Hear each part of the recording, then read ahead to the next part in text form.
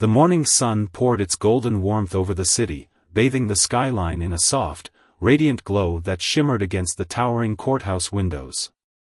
Long beams of light stretched across the polished marble floors, casting intricate patterns that danced in the stillness.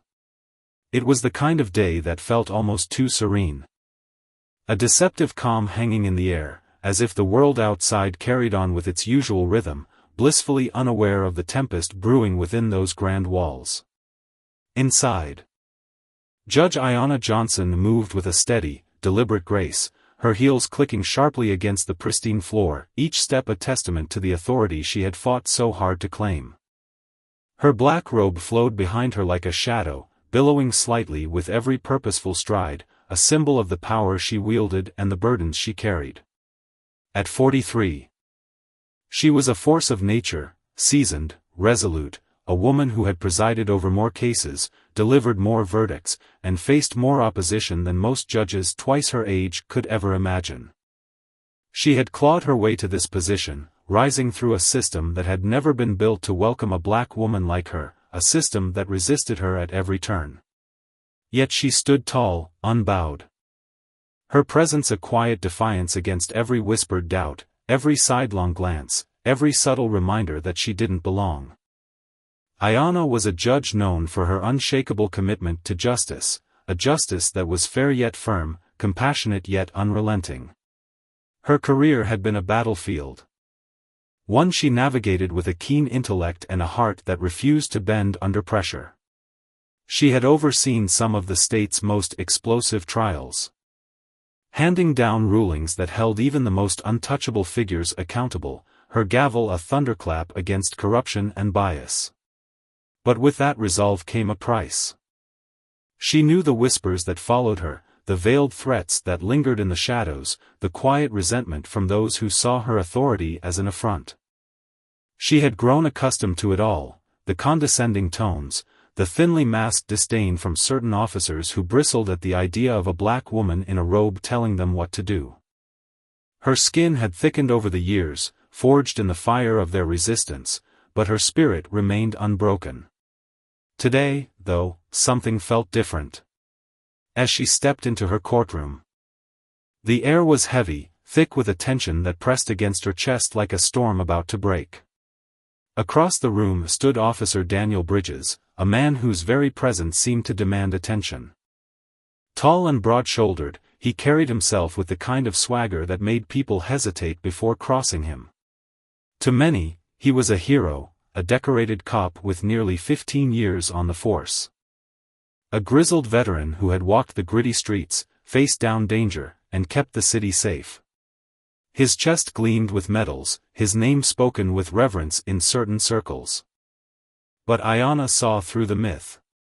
She knew the truth buried beneath the accolades, the complaints that vanished into thin air, the allegations of excessive force that never saw the light of day. The pattern of young black men who seemed to resist just a little too often under his watch. Bridges had always emerged unscathed, shielded by the unspoken code that bound the police together. A brotherhood that protected its own no matter the cost. But today, that shield was showing cracks.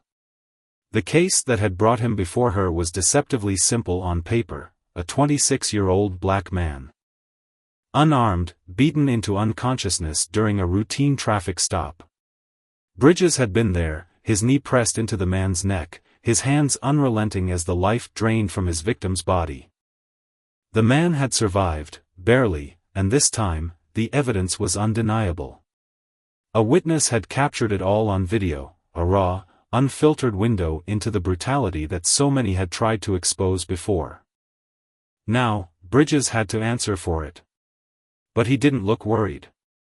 He sat in the courtroom, his posture relaxed, his eyes glinting with a quiet confidence that bordered on arrogance. His uniform was crisp, his badge catching the light, a silent reminder of the power he believed he held. The room buzzed with anticipation as Ayanna took her place at the bench. Her gaze sweeping over the assembled lawyers, witnesses, and onlookers. Every soul in that courtroom could feel it, the weight of something wrong. Something that shouldn't be unfolding before their eyes. Then he spoke, his voice slicing through the silence like a jagged knife, dripping with contempt. You think you're in charge here? You think that little robe gives you power over me? The words hung in the air, sharp and venomous, a challenge thrown down with reckless abandon. A ripple of shock coursed through the room. Heads turning, breaths catching. Ayana's eyes narrowed, her jaw tightening as she met his stare. Inside, a storm of emotions churned, anger, disbelief, a flicker of fear she quickly smothered. She had faced men like him before, men who saw her as less, who thought their authority trumped hers. But this was her courtroom, her domain, and she would not yield. "Officer," she said.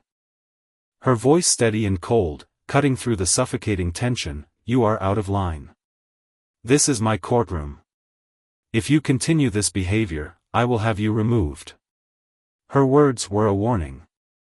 Deliberate and measured, but they only seemed to amuse him. A dry, humorless laugh escaped his lips, the kind that sent a shiver racing down the spine of every person watching. "You'll have me removed? Lady, you don't get it, do you? This world doesn't work the way you think it does. I'm done taking orders from people like you." The courtroom erupted in gasps. Chairs creaking as people shifted uncomfortably, some fumbling for their phones, sensing the disaster barreling toward them.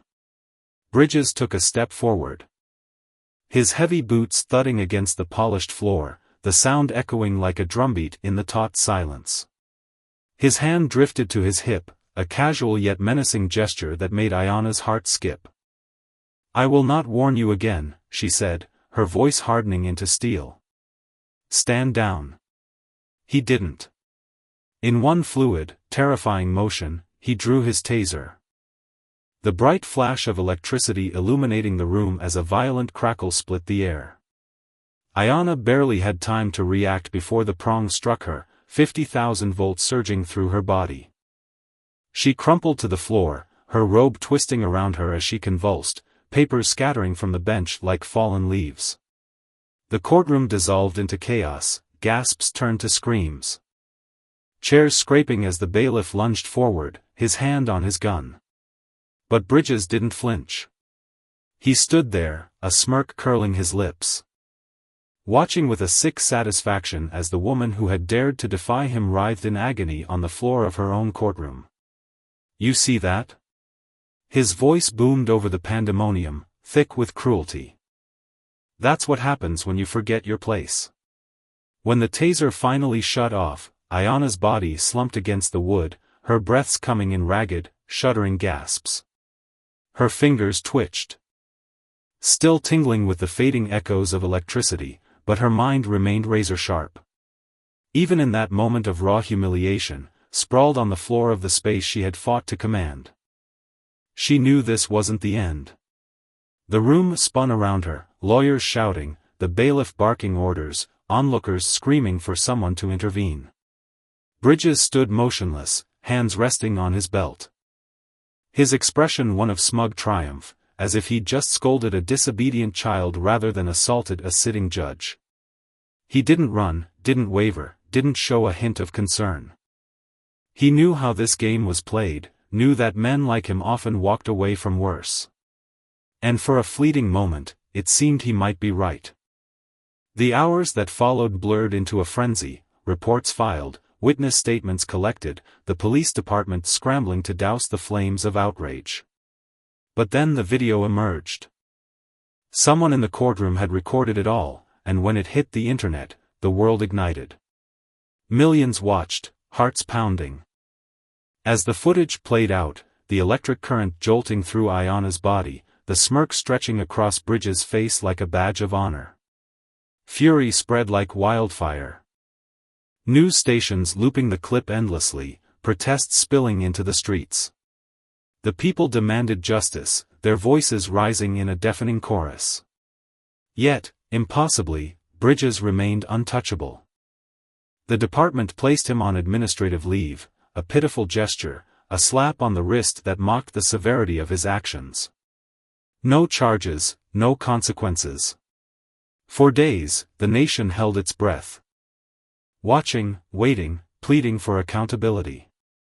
Then, something shifted.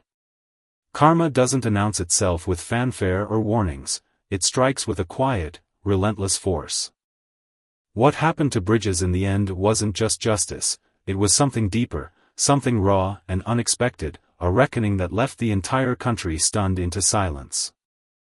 The lesson was searing and clear: power, when wielded with arrogance and cruelty, carries a price. Ayana's resilience, her refusal to be silenced, stood as a beacon against the darkness of his actions. The courtroom, once a stage for his brutality, became a testament to the enduring strength of those who fight for what's right, and a warning that no one, no matter how untouchable they seem, can escape the consequences of their hubris forever. The courtroom buzzed with an electric tension, thick and suffocating, as Officer Daniel Bridges slouched in his chair, his posture screaming ownership over a space that wasn't his to claim. His broad shoulders eased back, his body melting into a casual sprawl, as though the polished wood and stern proceedings were nothing more than a stage for his amusement. A faint smirk danced at the edges of his lips, subtle but sharp, like a blade catching the light, a look that said this was just another petty annoyance. A fleeting hiccup before he'd stroll out the door, untouchable as ever. He'd walked free too many times to count, and the weight of that history hung heavy in the air. A silent taunt to everyone watching. Across the room, Judge Ayana Johnson settled into her seat behind the bench, her spine rigid with purpose. Her dark eyes locked onto Bridges, piercing through the haze of his arrogance with a stare that could unravel weaker souls. She'd seen men like him before, cocksure, draped in the armor of their badges, believing themselves beyond the reach of consequence. But Ayana's gaze didn't waver, it burned with a quiet, unyielding resolve, forged through years of clawing her way up to this seat, this moment. The proceedings kicked off with a slow, deliberate rhythm, attorneys unfurling their opening statements like scrolls, each word measured and heavy, the evidence piling up in a meticulous cascade. Then came the video. The screen flickered to life, and the room fell silent, save for the faint hum of the projector. The footage was stark, undeniable, a brutal tableau captured in grainy clarity. Gasps erupted from the gallery, sharp and ragged, as the horror unfolded, a moment of violence so raw it seemed to claw at the air itself. Faces in the crowd twisted in disbelief. Hands flying to mouths, eyes wide with shock. Yet Bridges sat there, unmoved, his smirk flickering briefly but never fading. His indifference was a slap in the face to the room. A defiance so blatant it bordered on obscene. The prosecution pressed forward, their final argument a thunderclap of outrage. They demanded accountability, their voices rising with a fierce, desperate edge, insisting that the badge, this tarnished shield, could no longer be a golden ticket for men like him. That's when Bridges stirred. He leaned forward, elbows resting on the table. His voice slithering out low and slick, laced with something dangerously close to glee. "You're wasting your time, you know that, right?" He didn't bother addressing the attorney, his eyes, cold and predatory, fixed squarely on Ayana. This wasn't about the case, it was personal, a duel he'd already decided he'd win. Her hands clenched beneath the bench, but she didn't flinch. "Officer Bridges," she said, her tone a steel blade wrapped in calm, "you will address this court with the respect it deserves." He chuckled, a low, guttural sound that rolled through the room like a storm cloud. "Respect? That's funny." He tilted his head, his gaze sweeping up to the judge's perch with mock curiosity. "You strut around here like you own it, like any of this matters." A ripple of murmurs spread through the courtroom, a wave of unease crashing against the walls. The prosecution snapped an objection, their words slicing through the tension. Bridges' defense attorney shrank in his seat, his face paling as if he could feel the ground crumbling beneath him. The bailiff, a burly man with a buzz cut and a permanent scowl, shifted forward, his hand twitching toward his belt. But Bridges wasn't finished. You sit up there in your little robe, he sneered. Shaking his head with a sharp, dismissive exhale, thinking you've got power, thinking you can tell men like me what to do. You don't get it, do you? You never have. Ayana's fingers tightened around the gavel, the wood biting into her palm. Her pulse thrummed steady, a metronome against the wildfire raging in her chest. Officer Bridges, she warned. Her voice cutting through his venom, you are out of line. If you continue, I will hold you in contempt. His lips curled into a smile, not a warm one, but something twisted, sinister. The kind that churned her stomach and set her nerves alight. It was the smile of a man who'd already dismissed her, a man who refused to let a woman, especially a black woman, claim the final word. Then, in a heartbeat, everything shattered. Before anyone could blink, before the bailiff could lunge, before Ayana's hand could brush the emergency button hidden beneath her bench, Bridges moved. His hand darted to his belt, yanking the taser free with a fluid, practiced motion. Time fractured into chaos, a blinding flash of electricity, the sickening crackle of voltage tearing through the air. And Ayana's sharp, involuntary gasp as the current slammed into her. Her body seized, every muscle locking in a violent betrayal. The shock stealing the breath from her lungs and the control from her limbs. Her vision blurred, edges fraying into a haze. Her mind scrambling to grasp the surreal nightmare unfolding before a sea of stunned witnesses. Then darkness swallowed her whole. When consciousness clawed its way back, the courtroom had erupted into pandemonium. Shouts ricocheted off the walls, a cacophony of panic and rage. Someone wrestled Bridges to the ground. His wrists twisting against restraints as he thrashed. The bailiff bellowed for backup, his voice hoarse and frantic, sweat beading on his brow as he fought to regain order. Ayana's fingers twitched. Faint tremors rippling through her hands, the aftershock still gnawing at her nerves. She'd been attacked, assaulted, in her own courtroom, by a man who'd just proven, in the most visceral way imaginable, how invincible he believed himself to be. For a fleeting, gut-wrenching moment, as she sat there gasping for air, she wondered if he was right. Because even now, pinned beneath the bailiff's weight, Bridges wasn't afraid. That smirk still clung to his face, smug and unshaken, as if he knew, the system would cradle him, as it always had. But what he couldn't see, what his arrogance blinded him to, was the shift trembling beneath the surface. This time, the world had eyes on him. This time, the scales of justice, so long tipped in his favor, were creaking under the weight of scrutiny. Karma, patient and relentless, was stirring, and it wasn't about to let him slip away unscathed. The hospital room felt like a sterile cage, the air thick with the sharp bite of antiseptic and the relentless beep of the heart monitor punctuating the silence. Harsh fluorescent lights buzzed overhead, casting a cold, clinical glare across the white sheets that pressed against Ayana's skin like ice. She lay there, motionless. Her body still fragile from the taser's lingering sting, but her mind churned restlessly, a storm trapped in a glass bottle. Her fingers twitched faintly when she willed them to move, a maddening reminder of how powerless she'd been in that courtroom, how her own flesh had turned against her. She'd spent her life tethered to the law, a believer in its promise, a guardian of its ideals, upholding justice, ensuring the system bent toward fairness. And yet here she was, sprawled in a hospital bed, not because she'd defied the law, but because she'd dared to wield it against a man who thought himself above it. Daniel Bridges. The name alone ignited a furnace in her chest, her jaw clenching as the memory looped endlessly in her mind. That smirk, cruel, lazy, dripping with entitlement, etched into her thoughts like a brand. The way he'd stared her down, his voice a slow drip of mockery as he tore into her authority, her dignity, right there in her own courtroom. Then the taser, its electric snap a gunshot in her ears. The violent shudder as 50,000 volts ripped through her, her body convulsing in a grotesque dance she couldn't stop. The shock had faded, but the wound it left, the humiliation, the raw, gnawing powerlessness, burned deeper than any current.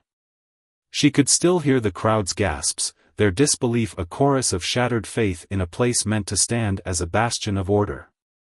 A sharp rap at the door jolted her from the spiral. It creaked open, and Naomi Carter stepped inside, her presence filling the room like a gathering storm. They'd been friends for over a decade. Their bond forged in late-night study sessions and shared battles against a world that often refused to make space for women like them. But today, Naomi's eyes blazed with a fury barely leashed. Her arms crossed tight across her chest as if holding herself together. She'd been there, seen it all. Watched the taser strike, watched Ayanna crumple like a marionette with severed strings. The door clicked shut behind her, and her voice broke the silence, thick with venom. "Do you know what's happening out there?" Ayanna blinked, her throat raw as she rasped, "I can guess." Naomi's laugh was bitter, cutting. "No, you can't." She stepped closer, her words tumbling out fast and sharp. "The city's a powder keg. That video's everywhere, people are losing their minds. They're outside the courthouse, the police station, the mayor's office, screaming for blood. Protests are popping off all over, and Bridges? He's at home. Cracking a beer like he didn't just tase a judge in broad daylight." Ayanna exhaled slowly, pushing herself up against the pillows, every muscle protesting. "They put him on administrative leave. Didn't they?" Naomi's eyes flashed. "Leave? It's a damn vacation while you're stuck here, hooked up to machines. He's untouchable, or so he thinks." The words stung, but they weren't a surprise. The system had always bent for men like Bridges, shielding them with bureaucracy and excuses. It was why he'd had the gall to do it, why he'd smirked through the chaos, certain he'd walk away clean. Naomi edged closer, her face unreadable. "So what are you going to do about it?" Ayanna's chest tightened, a slow, molten anger rising. "You think I'm letting this slide?" Her voice was quiet. But it carried a dangerous weight, a promise coiled tight. Naomi studied her, then nodded, a flicker of something fierce passing between them. "Good. Because I'm not either." In the days that followed, the firestorm swelled into a national inferno. The video of Bridges tossing Ayanna became a lightning rod, replayed on every screen. Dissected by news anchors with furrowed brows and righteous tones. Civil rights groups roared for his arrest, their voices a tidal wave crashing against the silence of those in power. Across the country, people spilled into the streets, their chants a raw, unfiltered demand for justice. But the response from the top was a tepid drip, a police statement calling the incident unfortunate, promising a toothless internal review. A mayor wringing his hands with deep concern but refusing to act. And Bridges? He leaned into the spotlight, grinning for cameras, spinning a tale of victimhood, claiming he'd felt threatened. That the courtroom had spiraled beyond his control. Some swallowed it whole, the same ones who always rallied behind men like him. Ayanna watched from her hospital bed. Her anger sharpening with every hollow word, every dodged consequence. She'd seen this script before, the slow bleed of accountability. The quiet erosion of justice for those who dared to challenge the untouchables. But this time, something was different. The world was watching, unblinking, and the ground beneath Bridges was shifting. Even if he couldn't feel it yet. Power, when abused, breeds its own reckoning, and Ayanna knew, deep in her bones, that this lesson in justice was far from over. The city simmered under a haze of discontent, its streets alive with the echoes of outrage that refused to fade. For years, men like Daniel Bridges had danced through life unscathed. Their boots trampling over boundaries others dared not cross, always landing upright no matter the chaos they left behind. But this time, the air felt heavier, charged with something unshakable. The protests didn't dissolve into memory as they so often had. Instead, they swelled, a relentless tide crashing against the fragile walls of order. The tipping point came outside the courthouse, where a crowd of furious voices met a line of riot police clad in dark armor. The clash was inevitable. Tear gas stung the air, thick clouds curling into lungs and eyes, while rubber bullets zipped through the chaos, striking flesh with dull, brutal thuds. Screams pierced the din, raw and desperate, as the city teetered on the edge of something feral, something untamed. And yet, amidst it all, Bridges still walked free, his shadow untouched by the storm he'd sown.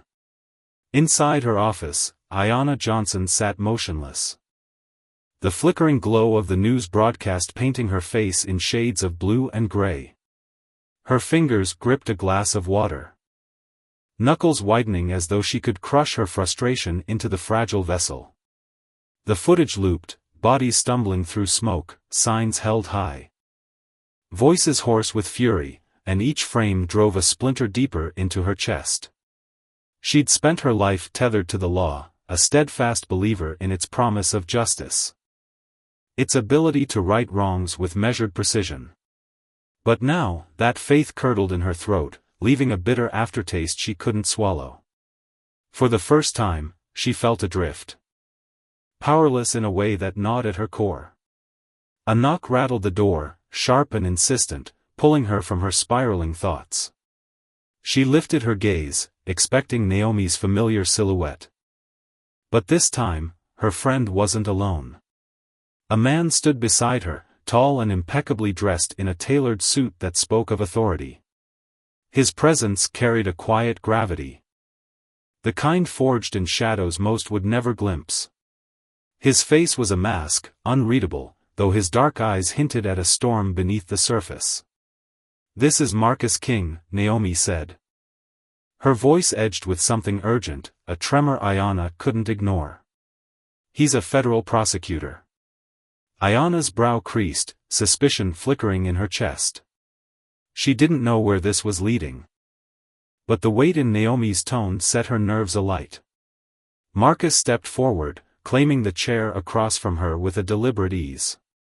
He placed a thick folder on the desk, its edges worn, its contents heavy with promise. With a slow, measured push, he slid it toward her. "I need you to look at this," he said, his voice low, steady, cutting through the hum of the room. Ayanna hesitated, her fingers brushing the folder's surface before flipping it open.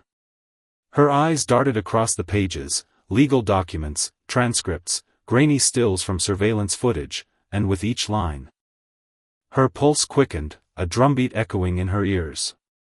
Then she stopped, her breath catching as she reread a single paragraph. Her gaze snapped up to Marcus, searching his stoic features for a crack. "A confirmation. This is real?" she asked, her voice barely a whisper, fragile against the roar of her thoughts. He nodded once, resolute.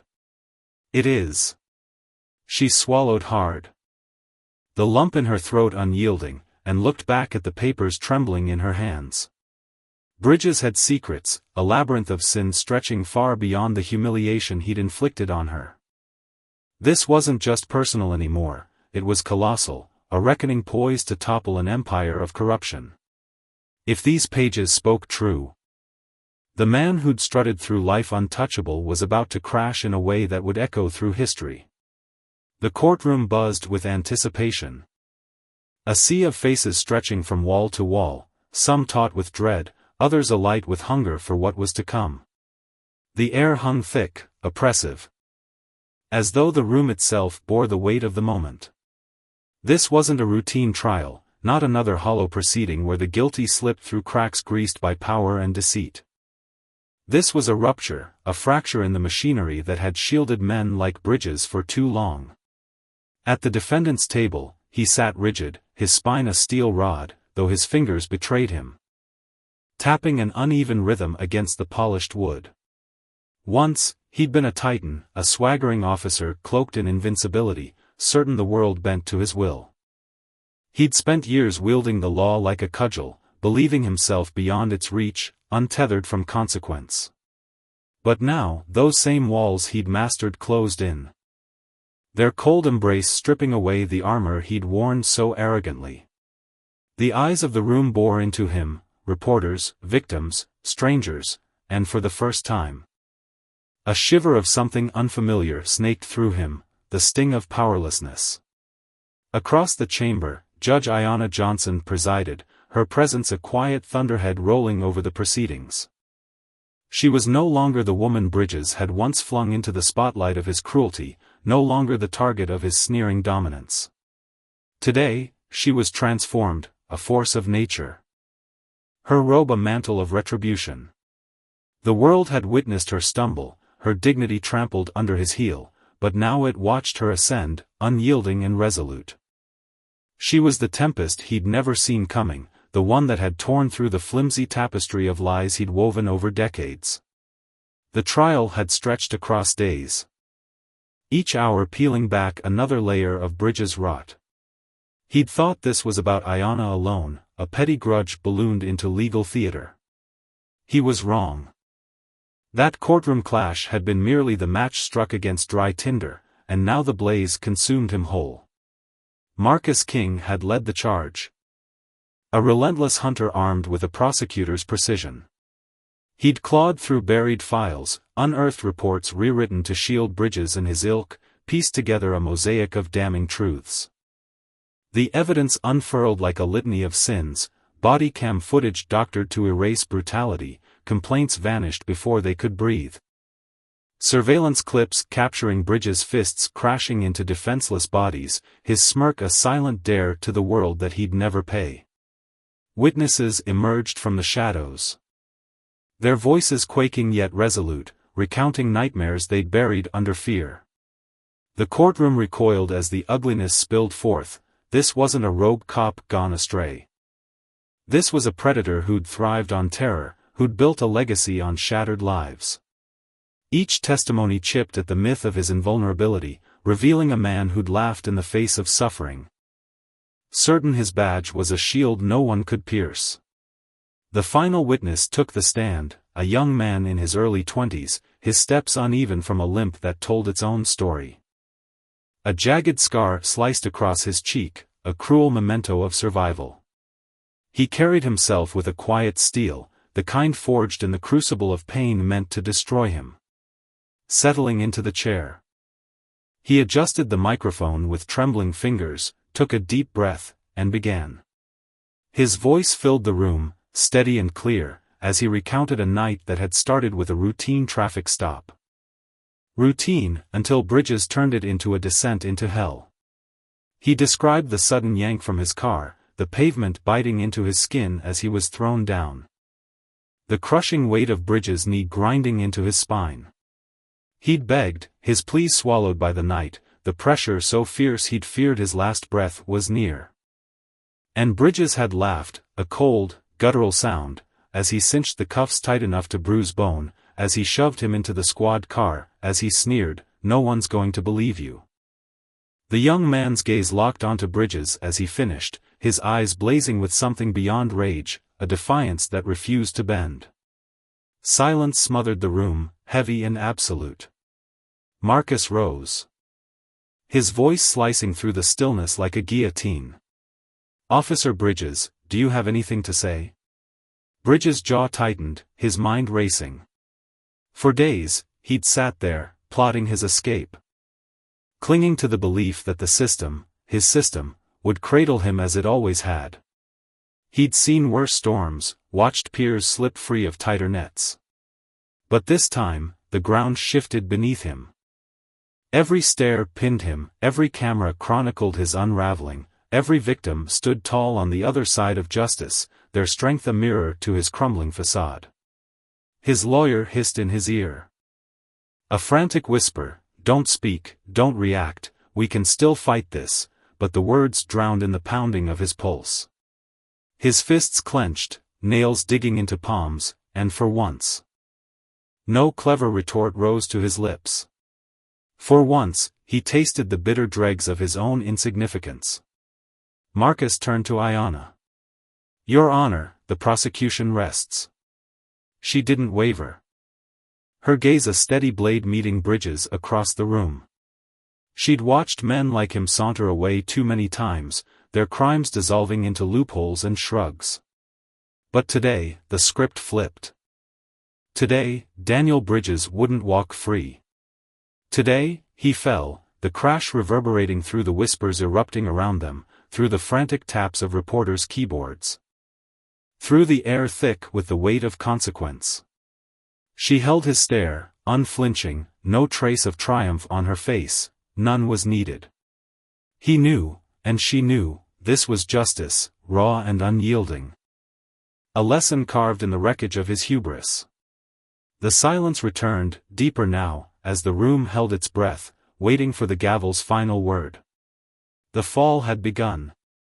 And its echoes would linger long after the dust settled.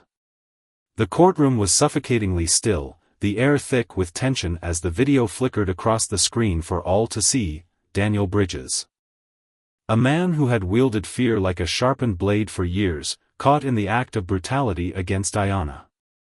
The footage rolled, frame by damning frame. Exposing the raw violence of that moment when he'd attacked her, a moment he'd once believed would stay buried.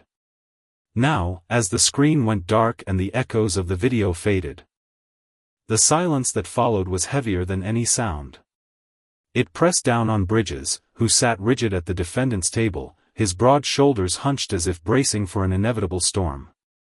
His hands clutched the table's edge with such force that his knuckles blanched, the skin stretched tight over bone.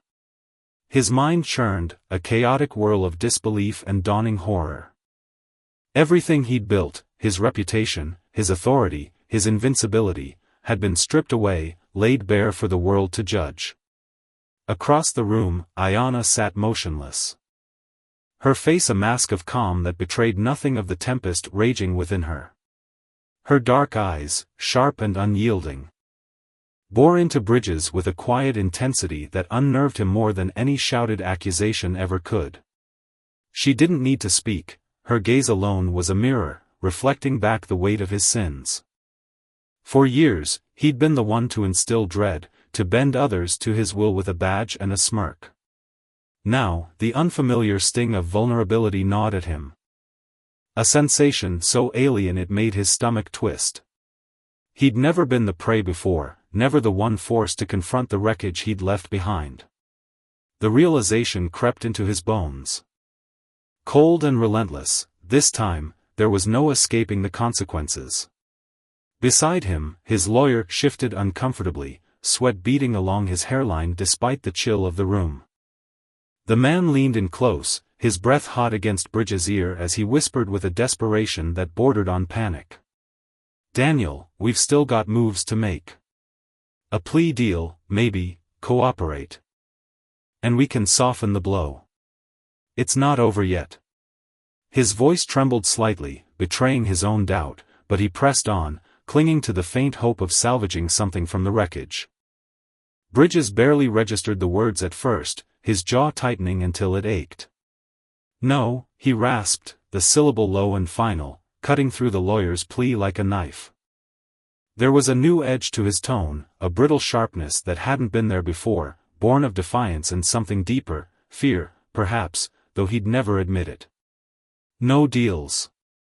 The lawyer's face tightened, his eyes widening with a mix of frustration and dread. "Daniel, listen to me," he urged, his voice dropping lower. "They've got everything, documents, witnesses. That damn video. If you fight this, they'll crush you. You're out of options." Bridges didn't respond immediately. His gaze dropped to the polished wood of the table, its glossy surface reflecting the harsh fluorescent lights overhead. His mind raced, scrambling for a lifeline, some overlooked detail, some hidden angle he could exploit. He'd always found a way out before, hadn't he? A favor called in, a witness intimidated, a file conveniently misplaced. But now, as he searched the recesses of his memory, he found nothing but dead ends. The prosecutor had constructed a case so meticulous, so unassailable, that even the corrupt machinery he'd relied on for years couldn't bend it in his favor. The walls were closing in, inch by inexorable inch, and for the first time in his life, Daniel Bridges felt trapped. The judge's voice cut through the stifling air, steady and commanding. "Mr. Bridges, do you have anything to say before we proceed?" The room turned toward him, a sea of eyes, jurors, spectators, reporters, all waiting, their collective breath held. For a long moment. He didn't move, didn't even blink. His lawyer nudged him gently, a subtle plea to speak, to offer some defense, some shred of contrition that might lessen the blow. But Bridges wasn't wired for apologies. He didn't grovel, didn't bend. Slowly, he lifted his head, his steely blue eyes locking onto Ayanna's with a defiance that masked the tremor in his chest. "You think you've won?" His voice was rough, hoarse with a bitterness that seeped into every word. "You think this changes anything?" A ripple of murmurs spread through the crowd. A low hum of shock and curiosity, but Ayanna remained still, her expression unwavering. She didn't flinch, didn't falter, her silence more powerful than any retort. Bridges shook his head, a faint, humorless laugh escaping his lips. "This system," he said, his tone dripping with contempt, "it was built for men like me. You really think slapping cuffs on me fixes that?" His words hung in the air. A challenge thrown down like a gauntlet. Ayanna leaned forward then, her hands resting lightly on the bench before her, her movements deliberate and calm. When she spoke, her voice was soft but carried a weight that sliced through the room like a blade. "You're right about one thing, Bridges. This system was designed for men like you, men who twist it, who thrive on its flaws. But that's precisely why you're sitting there now, facing the justice you thought you'd never see." Her words settled over the courtroom like a dense fog, heavy with truth. And for a moment, Bridges felt his throat tighten. He forced a smirk, a flimsy shield against the reality crashing down around him, but it faltered at the edges, betraying the cracks in his composure. The prosecutor stepped forward, his presence commanding as he addressed the room. His voice was sharp, cutting through the lingering tension with surgical precision. "Mr. Bridges, you act as though this is just about you, a single man, a single case. But it's bigger than that. This is about every soul you've crushed under your heel, every voice you silenced, every life you shattered while hiding behind your badge. It's about the reports that vanished into thin air, the witnesses too terrified to come forward. The families left grieving because the system you manipulated failed them."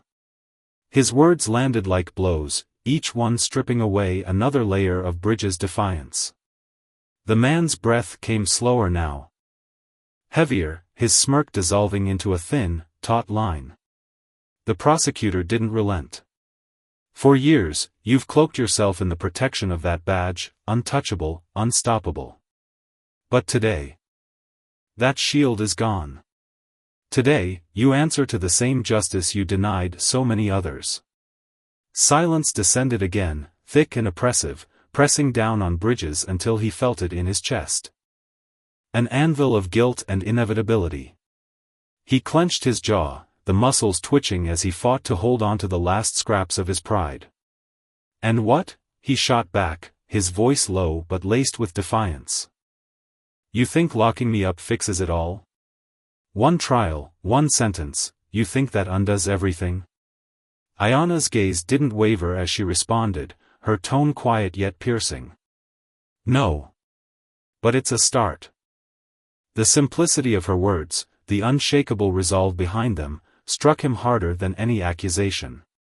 His shoulders tensed, his breath hitching as the judge turned her attention back to the prosecutor. "Is the prosecution prepared to move forward?" she asked, her voice a steady anchor in the storm. "Yes, Your Honor." The prosecutor replied, his tone resolute. "We request the court proceed to sentencing immediately."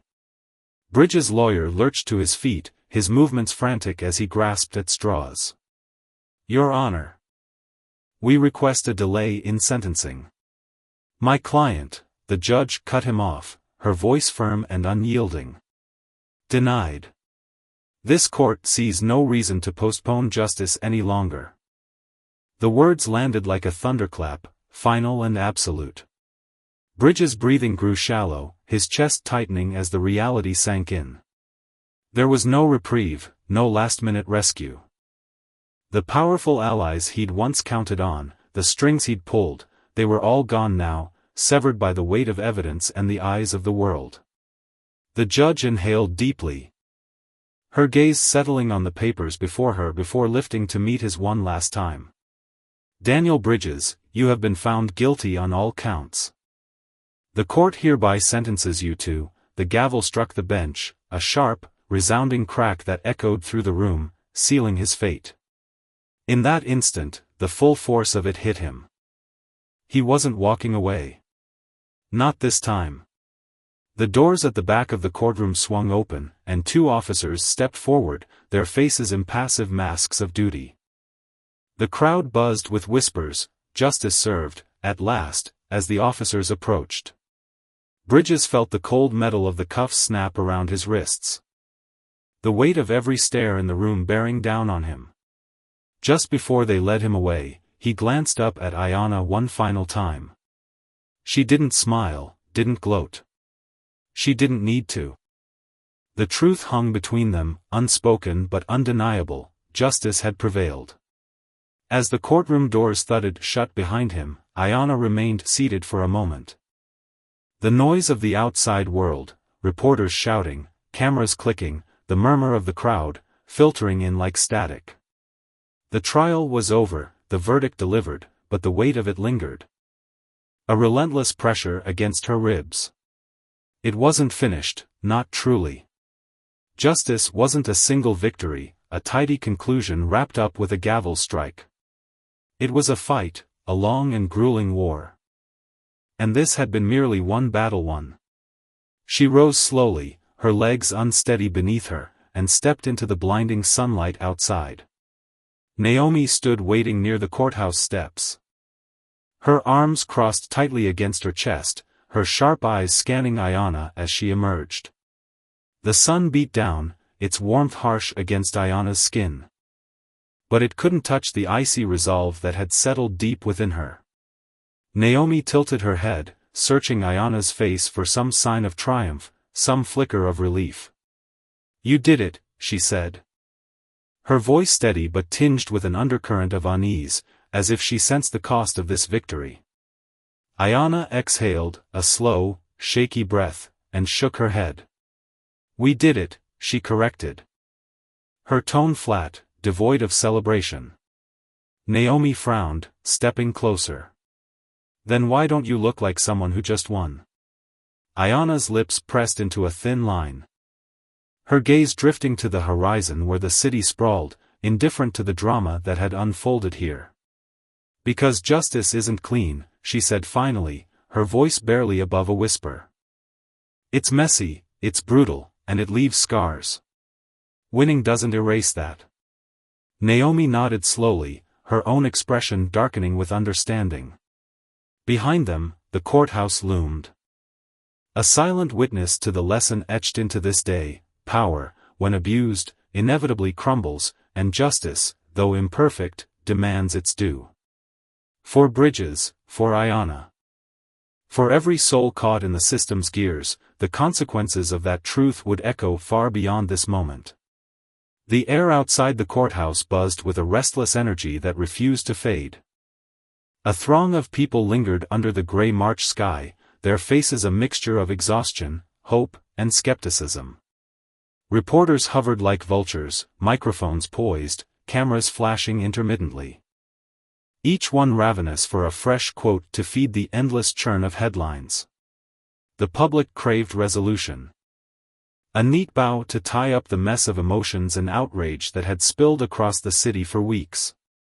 But Ayan, standing at the edge of the chaos, knew better than most that life didn't offer such tidy endings.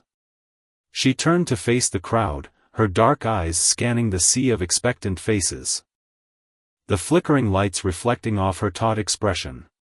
The clamor of voices overlapped, shouted questions, demands for clarity, but she didn't flinch.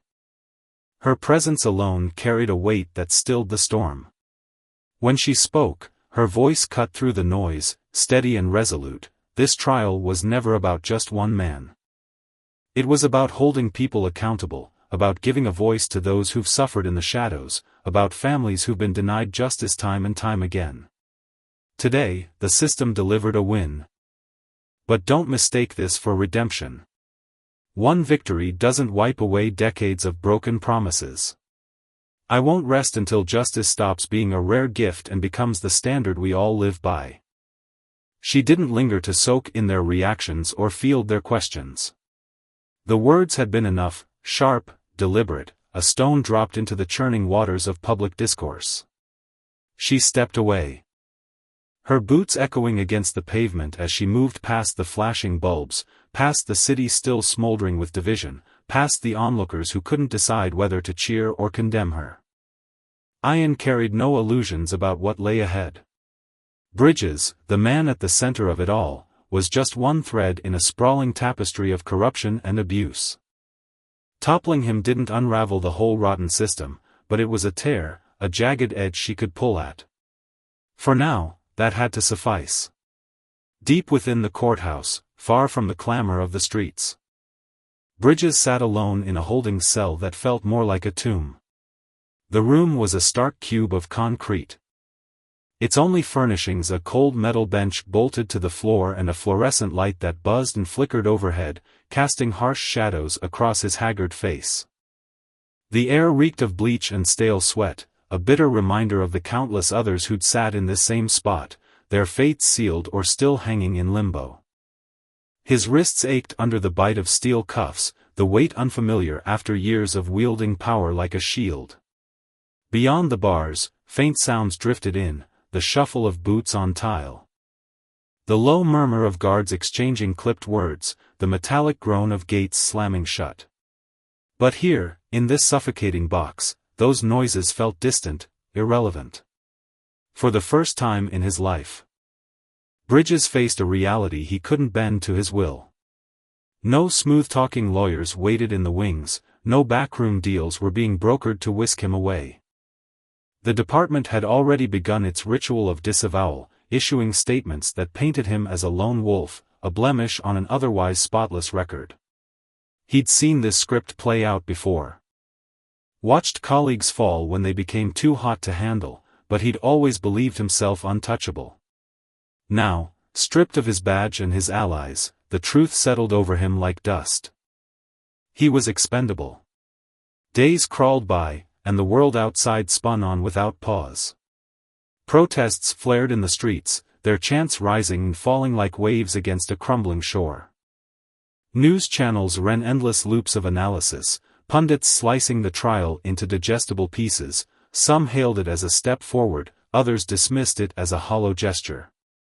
A scapegoat offered up to quiet the masses. Ian watched it all unfold from a distance, her silence a shield against the noise. She'd spent years navigating the system's tangled corridors. And she knew better than to pin her hopes on a single conviction. Late one evening, as the city's restless pulse thrummed beyond her office window, she sat hunched over her desk, lost in thought. The room was dim, lit only by the soft glow of a lamp and the faint flicker of streetlights filtering through the blinds. Papers lay scattered around her, a chaotic map of the fight she'd waged. But her eyes stared past them, fixed on some invisible point where her doubts and determination collided. The creak of the door broke her reverie, and Naomi slipped inside. Her presence as steady as ever. She carried 2 steaming mugs of coffee, the rich aroma cutting through the stale air as she set one down beside Ian. "You're thinking too hard again," Naomi said. Her tone light but laced with concern as she dropped into the chair across the desk. Ian exhaled, leaning back in her seat, the leather creaking under her weight. "Do you ever wonder if this is all just a show?" she asked, her voice low, tinged with a weariness she rarely let slip. Naomi arched an eyebrow, inviting her to go on. Ian gestured vaguely toward the window, toward the city beyond. The protests, the trial, the sentencing, it feels like they dangled bridges out there to take the fall. Just so the machine could keep grinding along like nothing's changed. Naomi didn't respond right away. She took a slow sip of her coffee, her dark eyes studying Ian over the rim of the mug. When she finally spoke, her words were measured, deliberate. "You're not wrong. But that doesn't mean it was meaningless." Ian's gaze sharpened, locking onto her friend's. "Doesn't it?" she pressed. The question hanging heavy between them. Naomi leaned forward, resting her elbows on her knees, her voice dropping to a quiet intensity. "That kid who testified, the one Bridges nearly beat to death, he called me today. Said for the first time, he feels like someone actually heard him. That's not nothing, Ian." The words landed like a pebble in still water, rippling through the silence. Ian let them sink in, her fingers tightening around her mug as she wrestled with the flicker of hope they stirred. Maybe it did matter. Maybe it would always feel like a drop in an endless sea of injustice. But even a drop could wear away stone, given time. Outside, the city pulsed with unrest. Its streets alive with voices demanding more, and Ian knew the fight was far from finished. The courthouse stood quiet now, its halls emptied of the crowds that had filled them during the trial. Yet the weight of what had happened lingered, thick and unshakable, like the scent of rain after a storm has passed. On the streets beyond, tension simmered, conversations spilled onto sidewalks. News vans lingered with their lights blazing, reporters' voices blending into a ceaseless hum as they picked apart every moment of the verdict. Some raised glasses in celebration. Others shook their heads in quiet cynicism, but no one could ignore the tremor that had shaken the city's foundations. Inside Ian's office, the air felt just as charged. She sat behind her desk. Her hands clasped tightly, her stare fixed on the grain of the wood as her mind churned through the past weeks. Justice had been meted out, Bridges convicted, sentenced. Led away in chains for all to see, but the knot in her chest refused to loosen. The system had chewed up one man and spat him out, but she knew it would protect the next one just as fiercely. Naomi watched her from across the room, her arms crossed, her expression a mix of patience and quiet scrutiny. She recognized the storm brewing behind Ian's eyes. The way her jaw clenched as if holding back a tide of frustration. "You're still turning it over in your head," Naomi said, her voice cutting through the silence. Ian blinked. Pulled back to the present, and rubbed her temples with a sigh. "How can I not?" she replied, her tone raw. "One conviction doesn't erase the rot. Bridges wasn't alone in this, there are others out there, wearing the same uniform, doing the same damn things, and they're still free." Naomi's face remained unreadable. But her eyes softened slightly. "You think I don't see that too?" she said, leaning forward. "But this wasn't nothing. It mattered to the people who've been screaming into the void for years. It mattered to the families who buried their kids and got nothing but silence. It mattered to that boy who stood up and told his story." Before Ian could respond, the door swung open. And Marcus King stepped inside, his broad frame filling the doorway. He carried a thick folder, its edges worn from handling, and his face bore the grim resolve of a man who'd seen too much. He shut the door with a soft thud and let out a slow, heavy breath. "It's not over," he said, his voice low and steady. Ian straightened, her eyes narrowing as she caught the edge in his tone. "What are you talking about?" she asked, a thread of unease weaving through her words. Marcus crossed the room and dropped the folder onto her desk with a muted thump, sliding it toward her. "Bridges' legal team just filed an appeal. They're pushing to overturn the conviction, claiming procedural misconduct." Naomi let out a sharp scoff, shaking her head.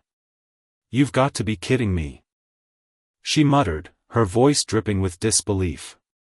Ian flipped open the folder, her fingers moving quickly as she scanned the dense pages of legal jargon. On what grounds? She demanded, her frustration bubbling to the surface. Marcus rubbed his jaw, his expression darkening. They're arguing the jury was tainted, saying the protests, the media frenzy. All of it created a pressure cooker where Bridges couldn't get a fair shake. They're pointing to his past acquittals, claiming this was a political hit job. That the system caved to the mob instead of sticking to the rules. Ian's jaw tightened, her knuckles widening as she gripped the edge of the desk. So they're saying because he dodged accountability before, he should have dodged it again, she said, her voice trembling with barely contained fury. Marcus gave a dry, bitter laugh. That's the gist of it. Naomi shook her head again, her lips curling in disgust. Unbelievable. The room fell silent, the weight of the news settling over them like a shroud. Ian stared at the open folder, her mind racing. This was the lesson she'd learned too many times: power didn't yield without a fight. And those who abused it rarely faced the full reckoning they deserved. Bridges might have been a symptom, but the disease ran deep, festering in the structures that propped him up. Justice, she realized, wasn't a gift handed down, it was a battle, relentless and unending. And as the city outside roared with the need for change, she knew she'd keep fighting, not because it was easy, but because every crack she carved into that foundation brought the possibility of something better a little closer. Ayanna sat alone in her dimly lit office. The faint hum of the restless city seeping through the window behind her. Her fingers hovered over the edge of a worn folder. Its contents a testament to years of buried truths and unrelenting struggle. She pressed her hands together, the coolness of her skin grounding her as a storm of thoughts churned within. The conviction of Bridges had been a victory, a rare crack in the impenetrable wall of privilege, but it felt fragile, like a fleeting whisper in a gale. She couldn't shake the dread curling in her chest, the quiet fear that this wasn't the end, but merely a pause before the system flexed its muscle to shield one of its own once more. Justice, she mused bitterly, was a fickle thing, elusive when it mattered most, and all too eager to bend for those who knew its levers. Marcus lingered near the doorway, his broad frame casting a shadow across the hardwood floor. His hesitation hung heavy in the air, a silent alarm bell that set Ayanna's nerves on edge. What are the odds this sticks? She asked. Her voice low, almost swallowed by the tension. Marcus shifted his weight, his dark eyes flickering with something between resolve and unease. Slim, he admitted, running a hand over his stubbled jaw. Bridges still has people, old allies with long reach.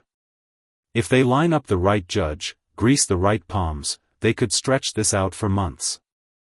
Maybe years. They don't need to prove he's clean, they just need to muddy the water enough to make the verdict look shaky. His words landed like stones in still water, rippling through Ayanna's already frayed composure.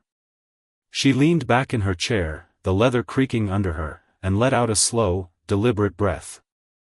As if exhaling could purge the frustration knotting her insides. Outside, the city throbbed with life, an unruly symphony of honking horns, distant shouts, and the faint pulse of protest chants that hadn't faded since the trial. The streets were a living, breathing entity, restless and unyielding. Their voices weaving a tapestry of outrage that refused to be ignored.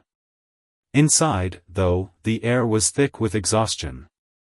A suffocating weight pressing down on Ayanna's shoulders as she stared at the scattered papers on her desk, court filings, witness testimonies, a catalogue of Bridges' sins laid bare. Naomi lounged across from her, legs crossed casually, her sharp eyes scanning her phone with a predator's focus. So, what's our move? Ayanna asked. Her tone steady despite the tremor of doubt gnawing at her resolve. Marcus stepped closer, his arms folded tightly across his chest, his voice cutting through the haze like a blade. We don't let them spin this into something it's not. We keep the public's eyes on him, on who he is, on every life he's crushed under his heel. They can drag this through the courts all they want. But we'll burn him in the streets, where their gavels can't reach. Naomi's lips curled into a sly, approving smirk, her fingers pausing mid-scroll. "That's my kind of game," she said. Her voice dripping with a quiet thrill, like a hunter scenting blood. Ayanna nodded, but the unease lingered, a splinter lodged deep in her mind. What if they overturned it? What if, after all this, Bridges walked free again? Marcus met her gaze, unflinching, his certainty a lifeline in the storm. "Then we strip him bare," he said. "Every report, every victim. Every dirty secret they buried to keep him golden, we drag it into the light.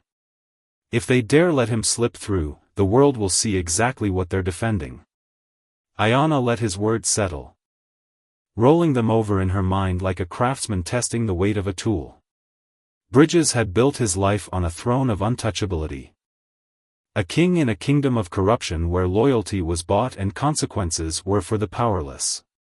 Even now, shackled and stripped of his badge, he had pawns willing to move for him.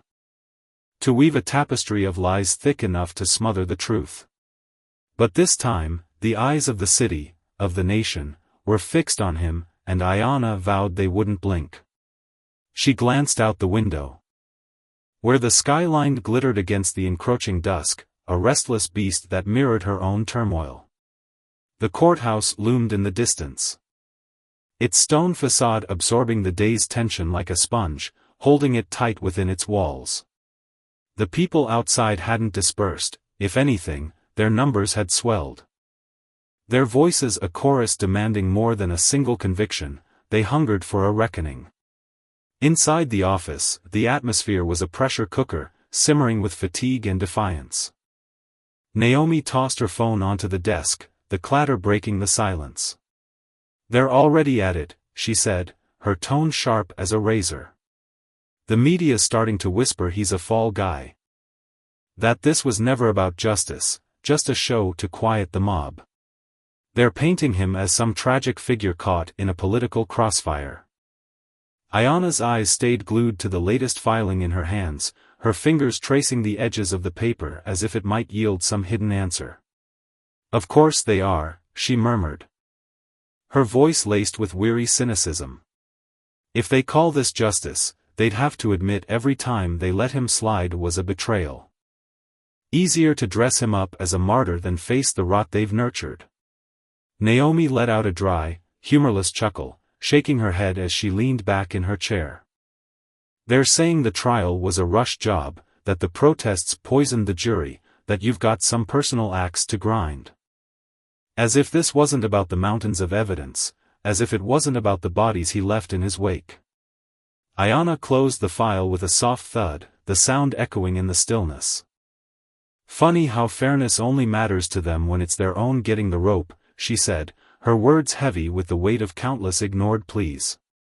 Marcus stepped forward, his boots scuffing the floor, his expression darkening. "It's worse than that," he said. "They've filed to bump up his bail hearing. If they pull it off, he could be breathing free air by the end of the month." Naomi shot upright, her casual poise vanishing as her brows knitted in disbelief. "You're kidding me," she snapped, her voice crackling with indignation. Ayanna's grip tightened on the desk, her knuckles paling as the news sank in. They were really doing it, daring to unravel everything after the blood, sweat, and tears it had taken to pin him down. Marcus nodded, his face a mask of grim resolve. "They're betting the outrage will fizzle, that people will tire out and move on. They're counting on apathy to sneak him out the back door." Ayanna set the folder down with deliberate care, her mind racing through every countermove, every angle. "Then we make sure they don't get that luxury," she said, rising to her feet and pacing to the window. Below, the protests churned on, a sea of signs and raised fists, their fire undimmed. "How long do we have?" she asked, her voice taut. Marcus glanced at his watch, the faint tick of its hands a metronome to their urgency. 2 weeks, maybe less if they lean harder. Naomi huffed, her frustration spilling over as she raked a hand through her hair. That's barely a heartbeat. They'll try to hush it up, slide it through the cracks before anyone catches wind. Ayana's jaw clenched, her reflection in the glass a portrait of determination etched against the city's glow. Then we don't let them hide, she said, turning to face them. We blast it wide open, every channel, every reporter, every voice that's been screaming for this. We don't just hold the line, we push it until it breaks. Marcus nodded, his stance solidifying like a soldier readying for battle. We've got to move quick. If they steer the story, they'll twist it into something unrecognizable. Naomi leaned forward, elbows on her knees, her eyes glinting with a fierce spark. Let's make the truth roar louder than their bullshit, she said, her words a call to arms. And so, the next 2 weeks became a relentless crusade. Every journalist with a shred of integrity, every advocate who'd stood shoulder to shoulder on those courthouse steps, every citizen who'd tasted the bitter sting of Bridges' reign, they were rallied anew. The headlines didn't dim, they blazed. The conversations didn't falter, they thundered. The pressure didn't ease. It swelled until the city itself seemed to tremble with it. By the time the bail hearing dawned, the courthouse was a fortress under siege. Protesters clogged the steps, their chants a rolling tide that crashed against the building's walls. The press swarmed like locusts, cameras flashing, microphones thrusting, capturing every moment in a relentless glare. Ayana sat near the front of the courtroom, her presence a quiet storm, her dark suit a stark contrast to the chaos outside. Bridges was escorted in, his shoulders squared but rigid, his face a carefully crafted mask of neutrality.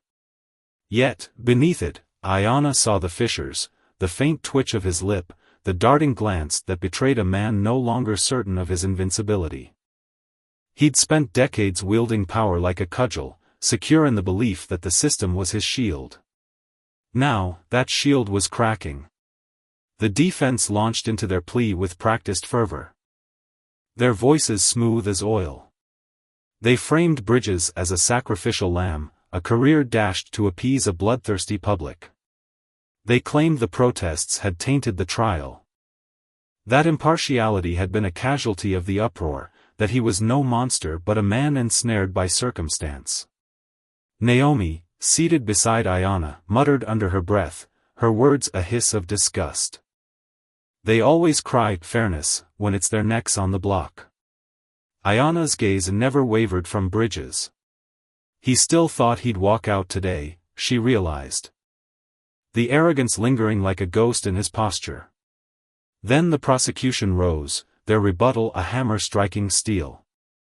They laid out the evidence with surgical precision, every brutal act documented, every victim's voice resurrected, every instance where Bridges had strutted free while others bled. They spoke of accountability, of a justice long overdue, of a truth too stark to be buried again. The room held its breath as the judge deliberated, the silence a taut wire ready to snap. Bail denied, he declared at last, his voice a gavel's echo. The air shifted, a collective exhale rippling through the crowd. Bridges stiffened, his hands balling into fists, his jaw locking as the reality sank in. The guards approached, their footsteps a measured drumbeat. But before they led him away, he turned. His eyes found Ayana's, and for the first time, she saw no swagger, no defiance, only the dawning terror of a man stripped bare. She held his stare, unflinching, a pillar amidst the storm. This wasn't just a defeat, it was a lesson carved in stone.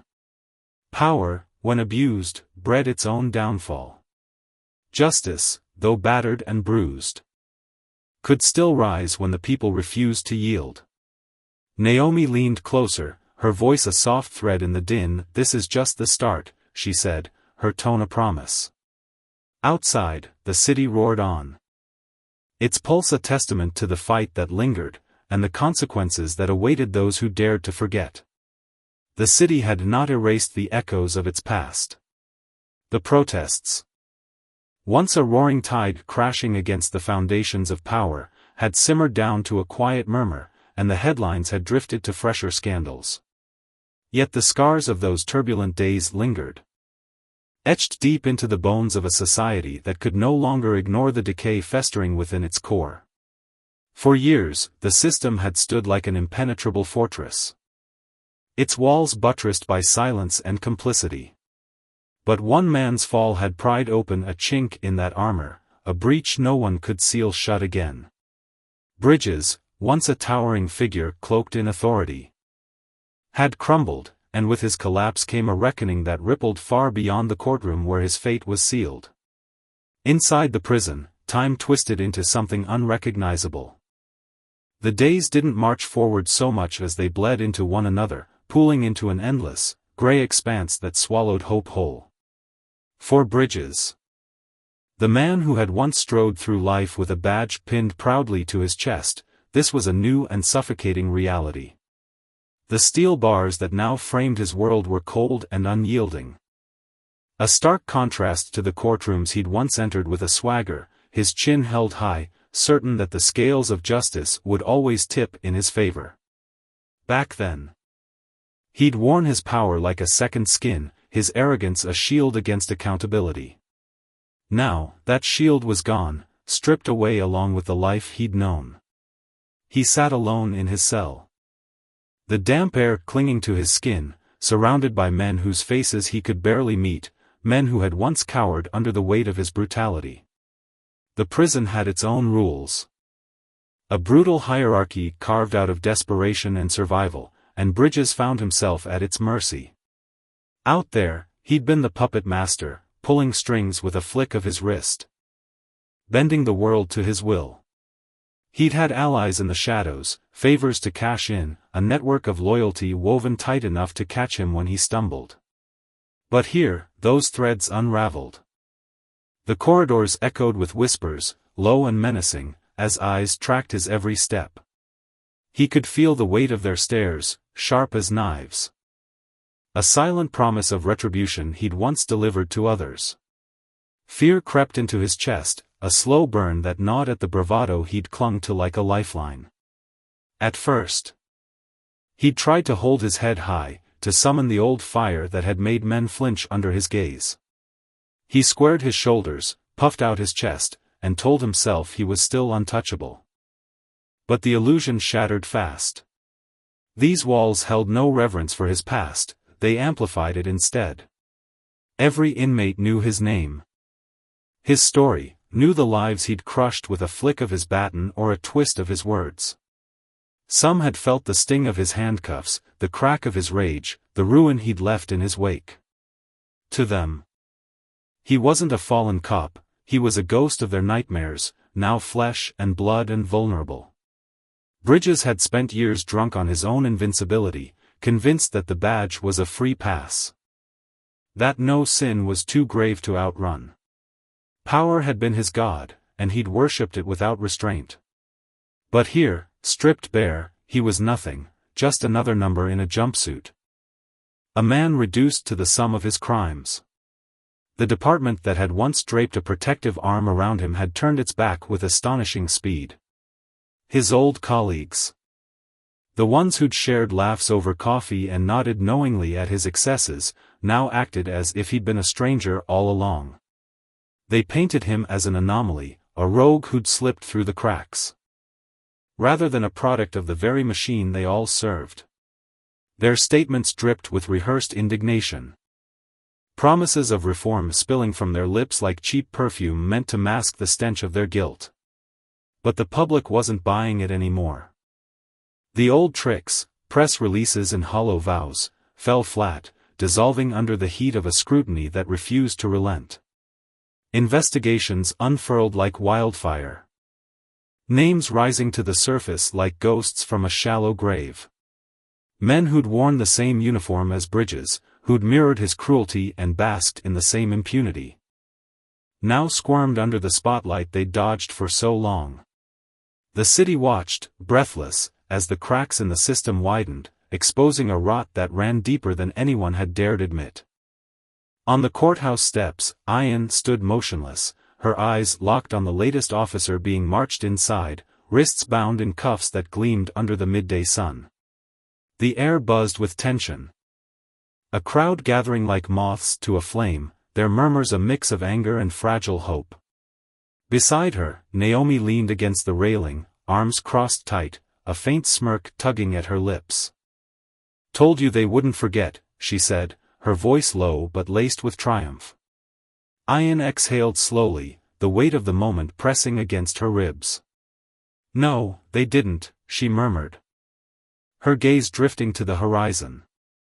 It wasn't enough, not yet, but it was a spark, a fragile ember glowing in the ashes of a broken order.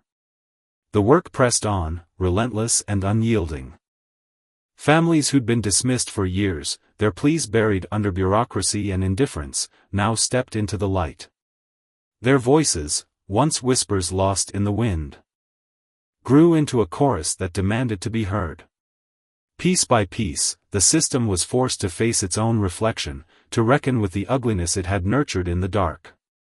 Bridges, meanwhile, faded into the shadows of his cell, his name a faint echo in a world that had moved on. Once, he'd been a specter of fear and reverence, a man who could bend fate to his whims. Now, he was a relic. A cautionary tale whispered among rookies and etched into the city's memory, a stark reminder of what happened when corruption's shield finally splintered. Time rolled forward. And Ian found herself in a courtroom once more. But this time, the air felt different, lighter, charged with possibility. She wasn't there to argue a case or plead for justice. She stood before a panel, her right hand raised, swearing an oath that carried the weight of every battle she'd fought. The robe settled over her shoulders like a mantle, a symbol of a higher court. A perch from which real change could take root. She'd earned this, not just through her rulings, but through the nights she'd spent staring down despair. The moments she'd nearly buckled under the pressure, only to rise stronger. As applause swelled through the chamber, her eyes found Naomi's in the crowd. A glint of shared defiance passing between them. "We're just getting started," Ian said, her voice steady with resolve, and she meant every word. But the story didn't end with Bridges' fall, it couldn't. He was merely the one who'd tripped into the snare, the one too clumsy or too brazen to slip away when the tide turned. How many others still lurked out there, cloaked in the same armor he'd once worn? How many still wielded power like a weapon, untouched by the reckoning that had claimed him? This wasn't just one man's ruin, it was a mirror held up to a system that had cradled him, to the bystanders who'd averted their eyes, to a world where justice wasn't a gift bestowed by fate. It was a prize wrested from the jaws of apathy, forged by those who refused to flinch, who shouted into the void until the void shouted back. Bridges' cell might have been his end, but for the city. It was a beginning, a jagged, imperfect start to a fight that was far from over. Meanwhile, on a quiet road miles away, another story was unfolding under a star-streaked sky. Jacob Carter gripped the wheel of his sedan, the engine's hum a soothing balm after a night spent with family. The birthday party at his cousin's house had been a warm blur of laughter, homemade cake, and the kind of love that made the world feel softer for a while. At 11:47 p.m., the dashboard clock glowed faintly, the miles to home ticking down as the tires sang against the pavement. He loosened his tie, imagining the couch waiting for him, the weight of his suit jacket finally slipping off his shoulders. But beneath the calm, a flicker of unease stirred, a shadow he couldn't quite shake. As a black man and an FBI agent, Jacob knew the duality of his existence all too well.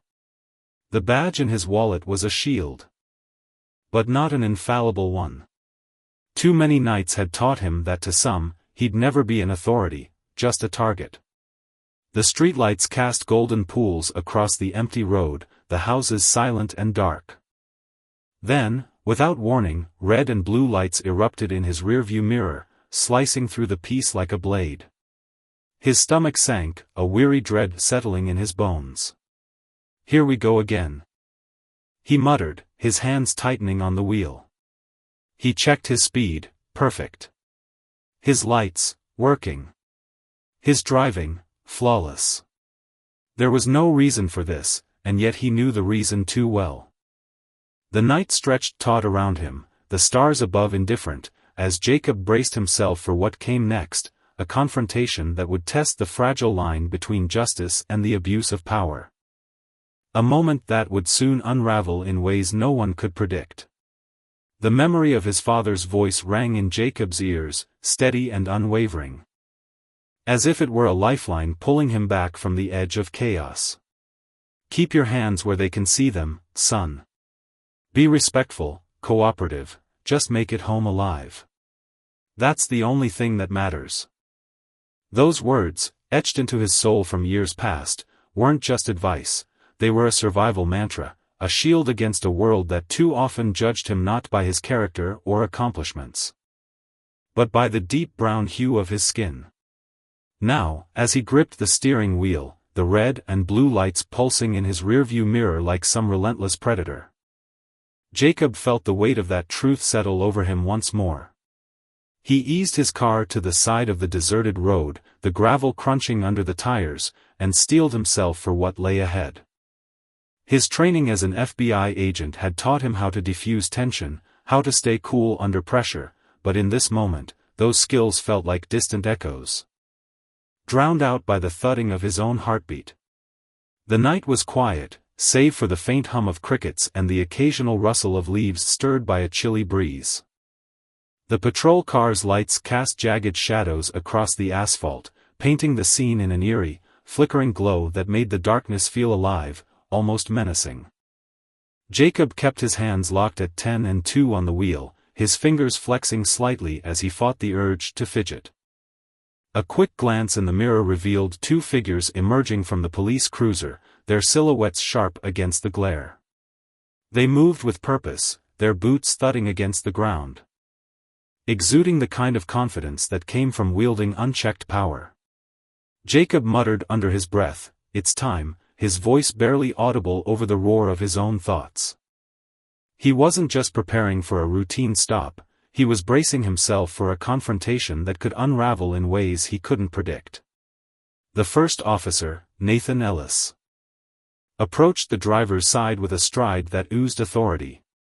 He was a man in his late 40s, his face carved with sharp angles, high cheekbones, a square jaw, and eyes that glinted like ice under the faint moonlight. His uniform was crisp, his badge gleaming, but it was the way he adjusted his belt, his hand lingering near the holstered gun, that sent a shiver down Jacob's spine. This wasn't a casual check, it was a hunt, and Jacob could feel it in the air, thick, electric, and heavy with unspoken threat. The second officer, Tom Scott, flanked the passenger side. Younger, maybe in his late 20s, he had a lean build and a nervous energy about him, his eyes darting between Jacob's car and his partner.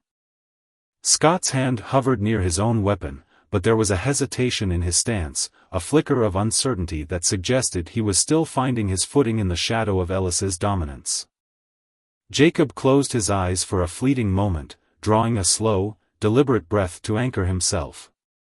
The window hummed as he pressed the button to lower it, and instantly, the blinding beam of Ellis's flashlight assaulted his vision.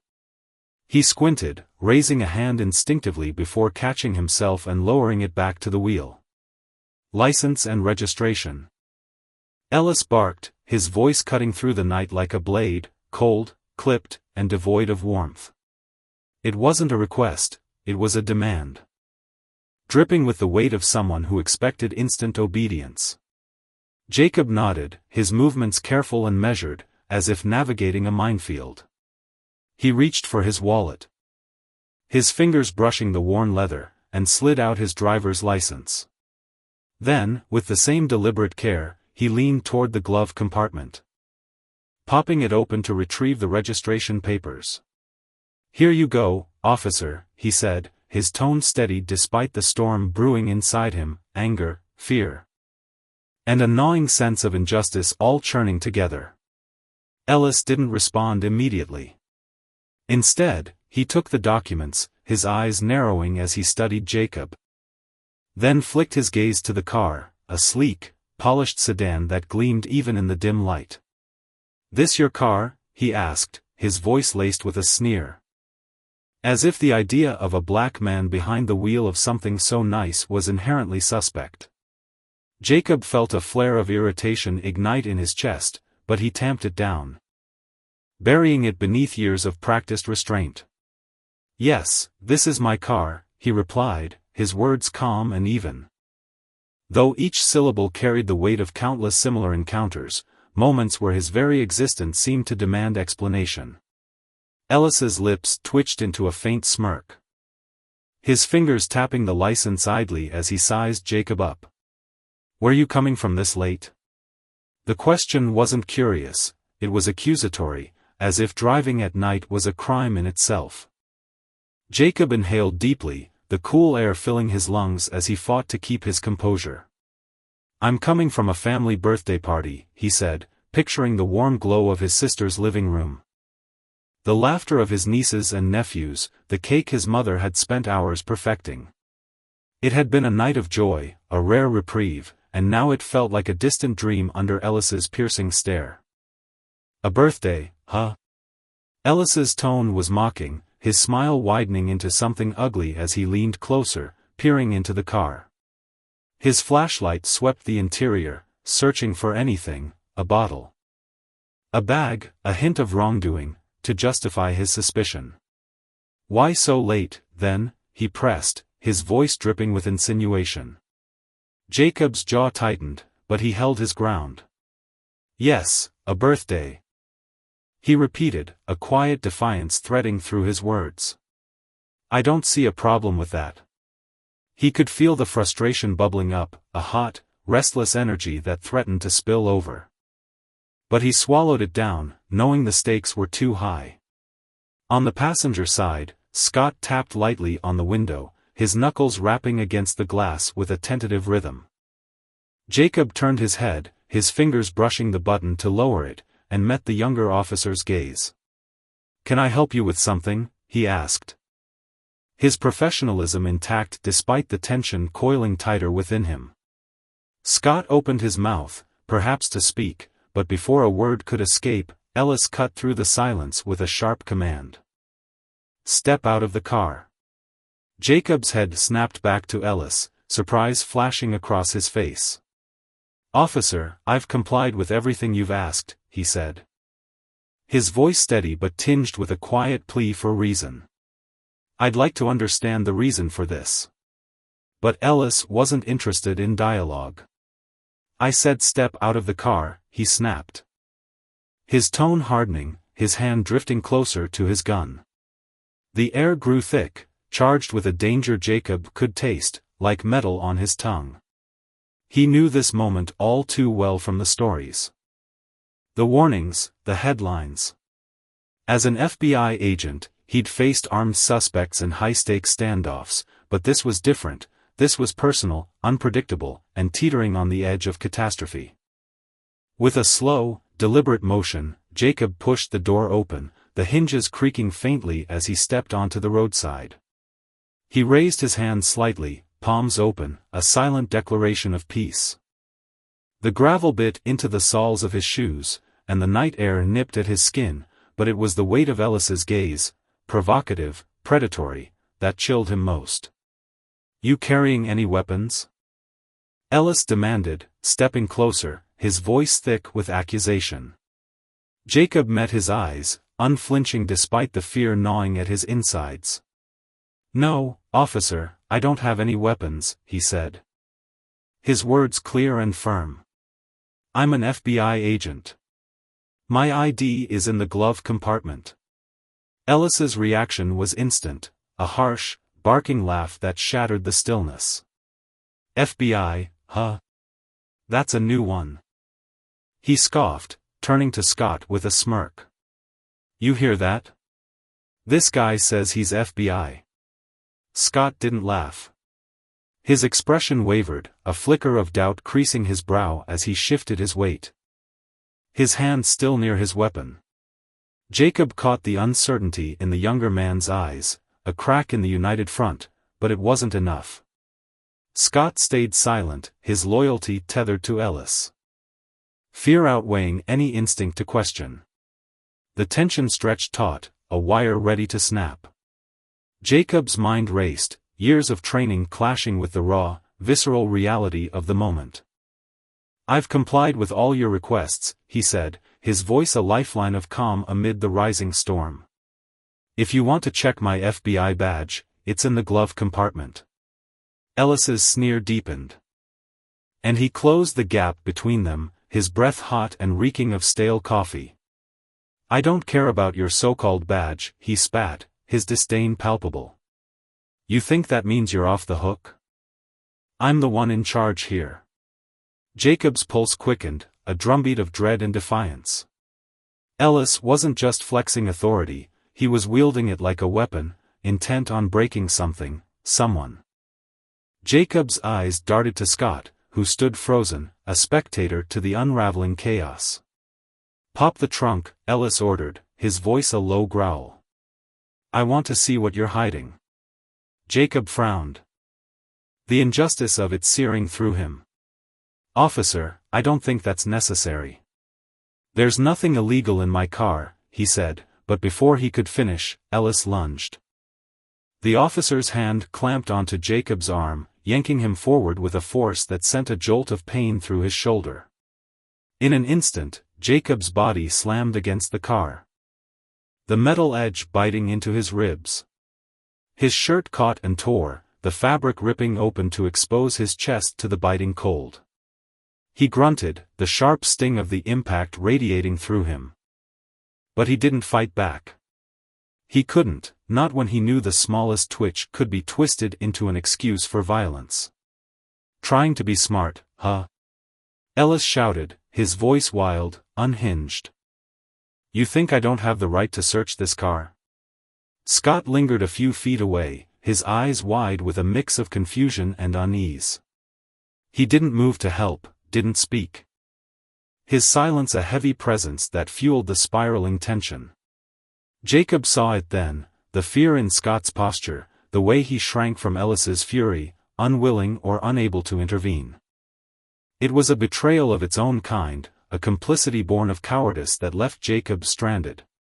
"I'm not resisting," Jacob said, his voice low but resolute, his breaths deep and controlled. "I just want everything to go by the book." But Ellis wasn't listening. He spun back to the car, wrenching the door wider and rummaging through it with reckless abandon. Papers scattered. The glove compartment's contents spilled onto the seat, and Jacob watched, helpless, as his dignity was stripped away piece by piece. The cold air clawed at his exposed skin. But it was the burning humiliation, the suffocating sense of powerlessness, that consumed him. This wasn't about evidence or procedure, it was about control. About reminding him of his place in a system that too often saw him as less than human. As Ellis tore through the trunk, tossing aside a spare jacket and a gym bag, Jacob's mind churned. This wasn't just a bad stop, it was a lesson in justice's fragility, a stark reminder of how power, unchecked, could twist into cruelty. Ellis's actions weren't random, they were deliberate. A performance of dominance meant to provoke or punish. And Scott, with his averted gaze and clenched jaw, was no bystander, he was an enabler, his silence amplifying the threat. Jacob stood rooted to the spot, the night closing in around him, the chill seeping into his bones. His torn shirt flapped in the breeze, a tattered flag of his ordeal, but inside. A fire raged, anger, yes, but also a resolve. He wouldn't let this break him. Not tonight. Not ever. Because beneath the fear and the fury, he carried his father's words, his own strength. And a truth Ellis could never touch, justice might bend, but it wouldn't stay broken forever. And one way or another. The consequences of this night, of power abused and humanity denied, would echo far beyond this lonely roadside. The night air hung heavy with an unspoken threat. The kind that seeps into your bones and makes every breath feel like a gamble. Jacob stood there, his chest tight. The icy wind biting at his skin as the situation unraveled before him like a slow-motion train wreck. He could sense the escalation wasn't going to end anytime soon, not with Ellis in the driver's seat, stoking the fire with every venomous word. The agent's voice sliced through the stillness. Sharp and mocking, as he spat out, "What now, huh?" His eyes glinted with something dark, a menace that flickered like a storm cloud ready to burst. "You think you can tell me what to do? This isn't your little sandbox to play in." Jacob inhaled deeply, forcing his racing heart to steady, though his muscles coiled instinctively, bracing for the danger he could feel creeping closer. He'd seen men like Ellis before, too many times, in fact. Men who wore their authority like a loaded gun, itching for any excuse to pull the trigger. To Ellis, it didn't matter that Jacob hadn't stepped out of line. His very presence, his calm defiance, was enough to light the fuse. "I'm not giving you orders," Jacob said, his tone even. His gaze locked on Ellis's wild eyes. "I just want this handled right, by the rules, no shortcuts, no mistakes." But those words, meant to de-escalate, only seemed to pour fuel on Ellis's smoldering rage. The agent's lip curled into a sneer, his face twisting with contempt as he wheeled around to his partner, Scott, who stood a few paces away. A shadow in the dim streetlight. "You hear that, Scott?" Ellis bellowed, his voice dripping with disdain. "This guy thinks he can wiggle out of this just because he's FBI." Then, spinning back to Jacob, his tone turned low and sinister, each syllable laced with malice. "No badge is getting you out of this tonight."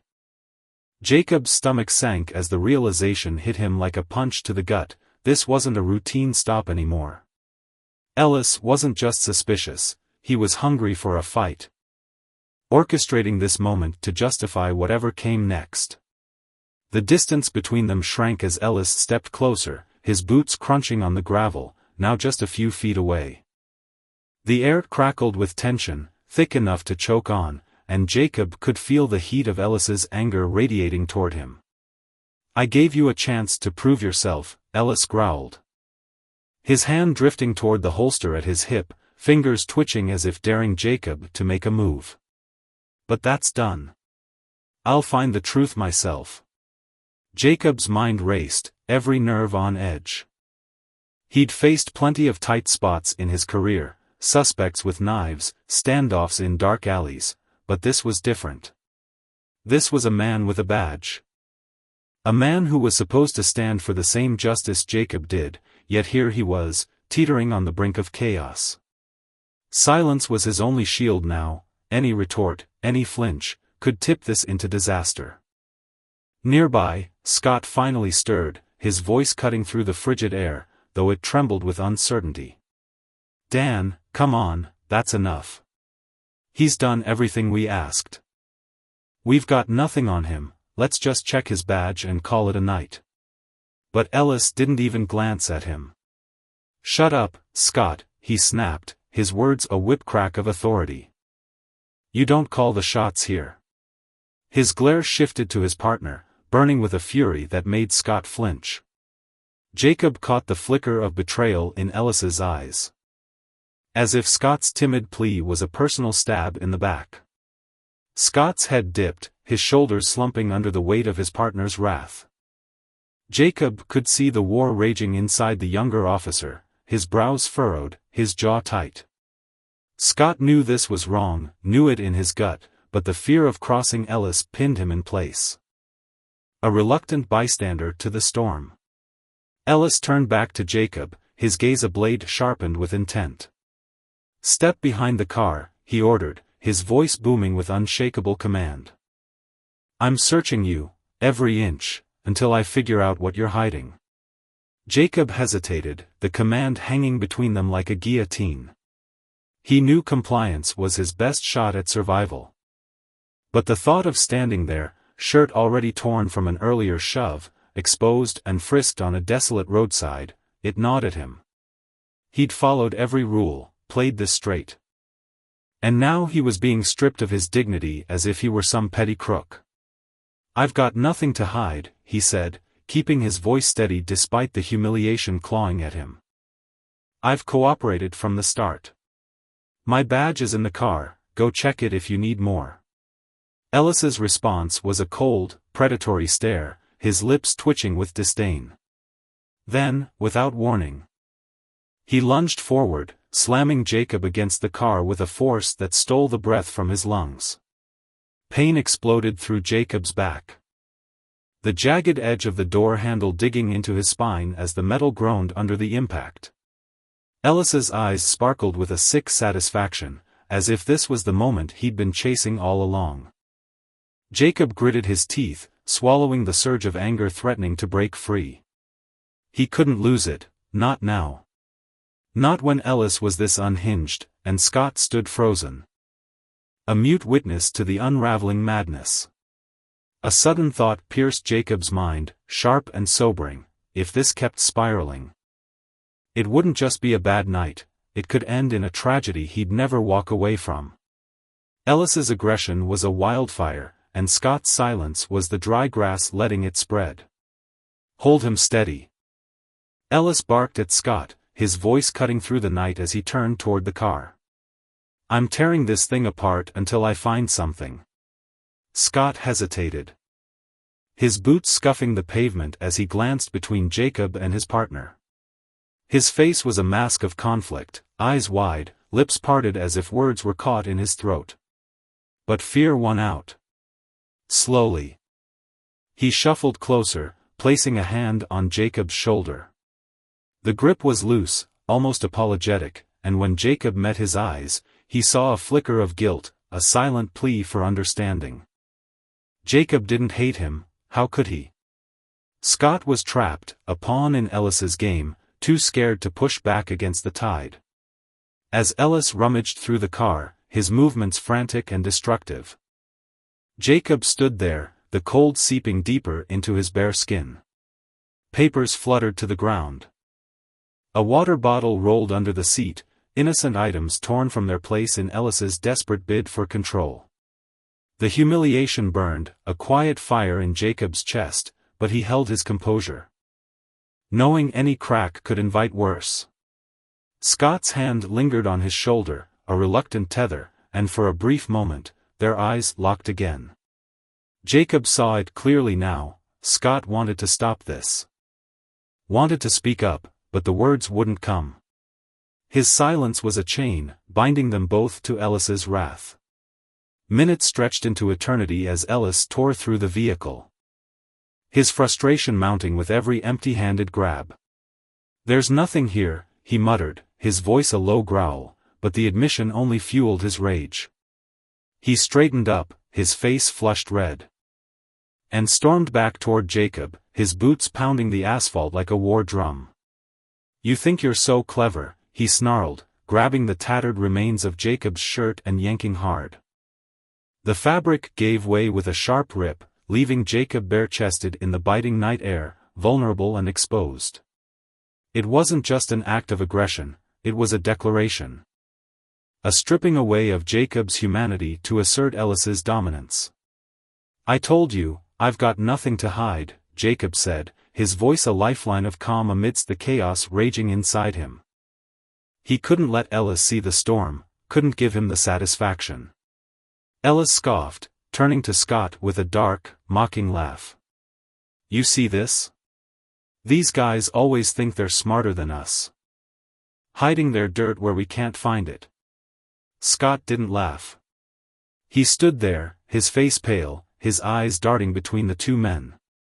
"Dan, that's enough," he whispered, his voice barely audible, shaking with the weight of his unspoken rebellion. "He's clean. Let's just stop." Ellis whirled on him, his face a mask of fury. "Shut up, Scott. Who the hell do you think you are?" His shout shattered the quiet, echoing down the empty street. Jacob watched as Scott shrank back, the young officer's resolve crumbling under Ellis's onslaught. But in that moment, Jacob saw something else in Scott, a spark of defiance, buried deep beneath the fear. He was a man caught in a riptide, pulled between duty and decency, and Ellis was the current dragging him under. The air grew thicker, the threat of violence pulsing like a heartbeat. Jacob knew Ellis had crossed a line, his need for power blinding him to reason. Every move was a step closer to something irreversible. Then, a faint rumble broke the tension, a car approaching, its headlights slicing through the darkness. It slowed as it passed. The driver's silhouette barely visible, and Jacob felt a flicker of hope. Ellis spun toward it, his face contorted with rage. "Get out of here," he roared, waving an arm as if he could banish the intrusion. The car didn't stop, but its presence lingered, a crack in Ellis's armor. Seizing the moment, Jacob took a steadying breath. "Officer, I've cooperated fully," he said, his voice firm but measured. "If you need more, call someone with authority. Let's do this the right way." Ellis turned back, his eyes blazing. But there was a flicker of doubt. Jacob's mention of oversight had struck a nerve. The lesson hung heavy in the air, justice wasn't Ellis's to twist. And the consequences of his abuse of power were closing in, whether he saw it or not. For Jacob, it was a fragile lifeline; for Ellis, a warning he'd never heed. Under the dim glow of a flickering street lamp, Ellis stood with an air of authority that weighed heavily on the tense night. Though he wielded power like a sharpened blade, he had no desire to let the situation spiral so wildly out of control that it would summon the prying eyes of his superiors or anyone else beyond this shadowed street. His chest heaved as he wrestled with the storm brewing inside him, a volatile mix of pride and fury that threatened to erupt. He didn't want the spotlight, not yet, but the fire in his gut told him he couldn't let this moment slip through his fingers either. Beside him, Scott lingered near Jacob, his posture stiff and uncertain. His wide eyes darted nervously between the ground and the unfolding scene, unable to meet Jacob's steady gaze. Fear gnawed at Scott's insides, twisting his stomach into knots as confusion clouded his thoughts. Once, he might have looked at Jacob with camaraderie or at least indifference. But now his colleague's presence felt like a weight pressing down on his conscience. His voice trembled as he broke the heavy silence, the words spilling out in a desperate plea. "Dan, call for backup. We don't need to take this any further." There was a raw edge to his tone, a fragile hope that this could end without shattering everything. Ellis sucked in a deep breath, the sound ragged against the stillness of the night. He turned his back on Jacob, as though the act could cage the anger clawing at his chest. For a moment, he stood frozen. His fists clenched so tightly that his knuckles gleamed white under the faint light. His broad shoulders tensed, and then a low growl rumbled from his throat, directed at Scott. "Fine. Call them." The words were sharp, laced with bitterness, as if granting permission was a wound to his pride. He took a few steps away, his boots scuffing against the cracked pavement, trying to smother the heat rising in his veins. But the fury still flickered in his eyes, a smoldering ember refusing to die. Scott fumbled with his phone, his fingers shaky as he dialed the station. The soft beeps of the keypad cut through the oppressive quiet, a lifeline to order amidst the chaos. Jacob, meanwhile, remained rooted to the spot, his body still but his mind racing. The tension in the air softened ever so slightly with Ellis's retreat, yet Jacob knew this was far from over. To Ellis, this wasn't just a fleeting clash, it was a battle for dominance. A test of his iron grip on control.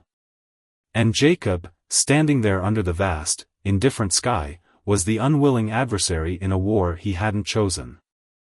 Ellis paced a few steps, his heavy breaths fogging in the cool night air. The anger hadn't left him, it simmered just beneath the surface, ready to boil over.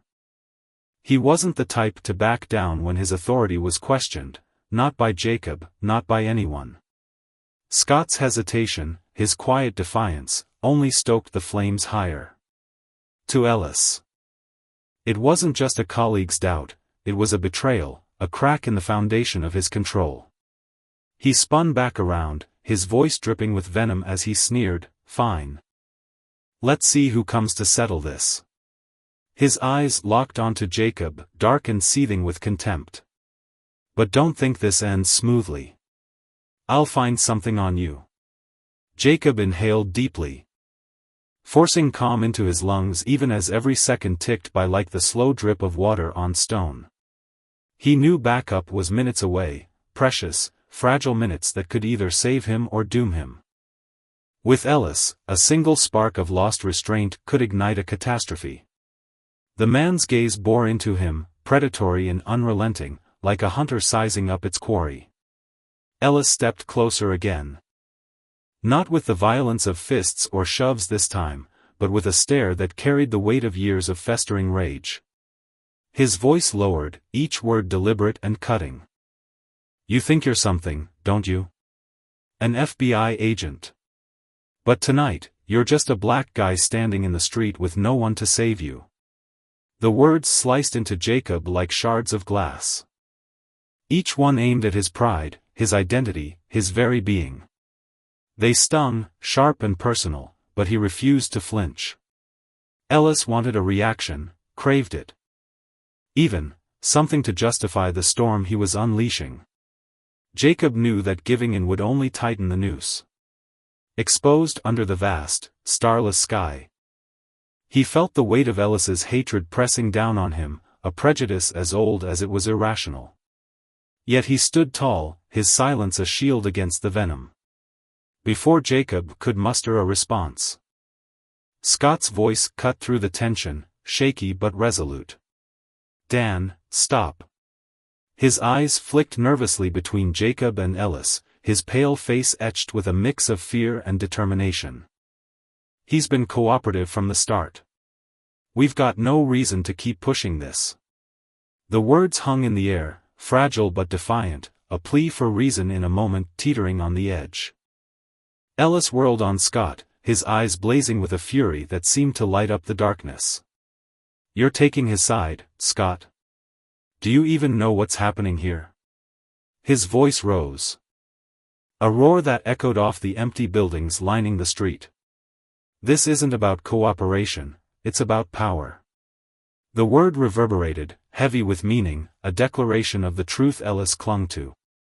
To him, this wasn't about justice or duty, it was about asserting dominance, about bending the world to his will. Scott didn't waver, though his face paled under the onslaught. He squared his shoulders, his voice gaining strength as he pushed back. "We're cops, Dan.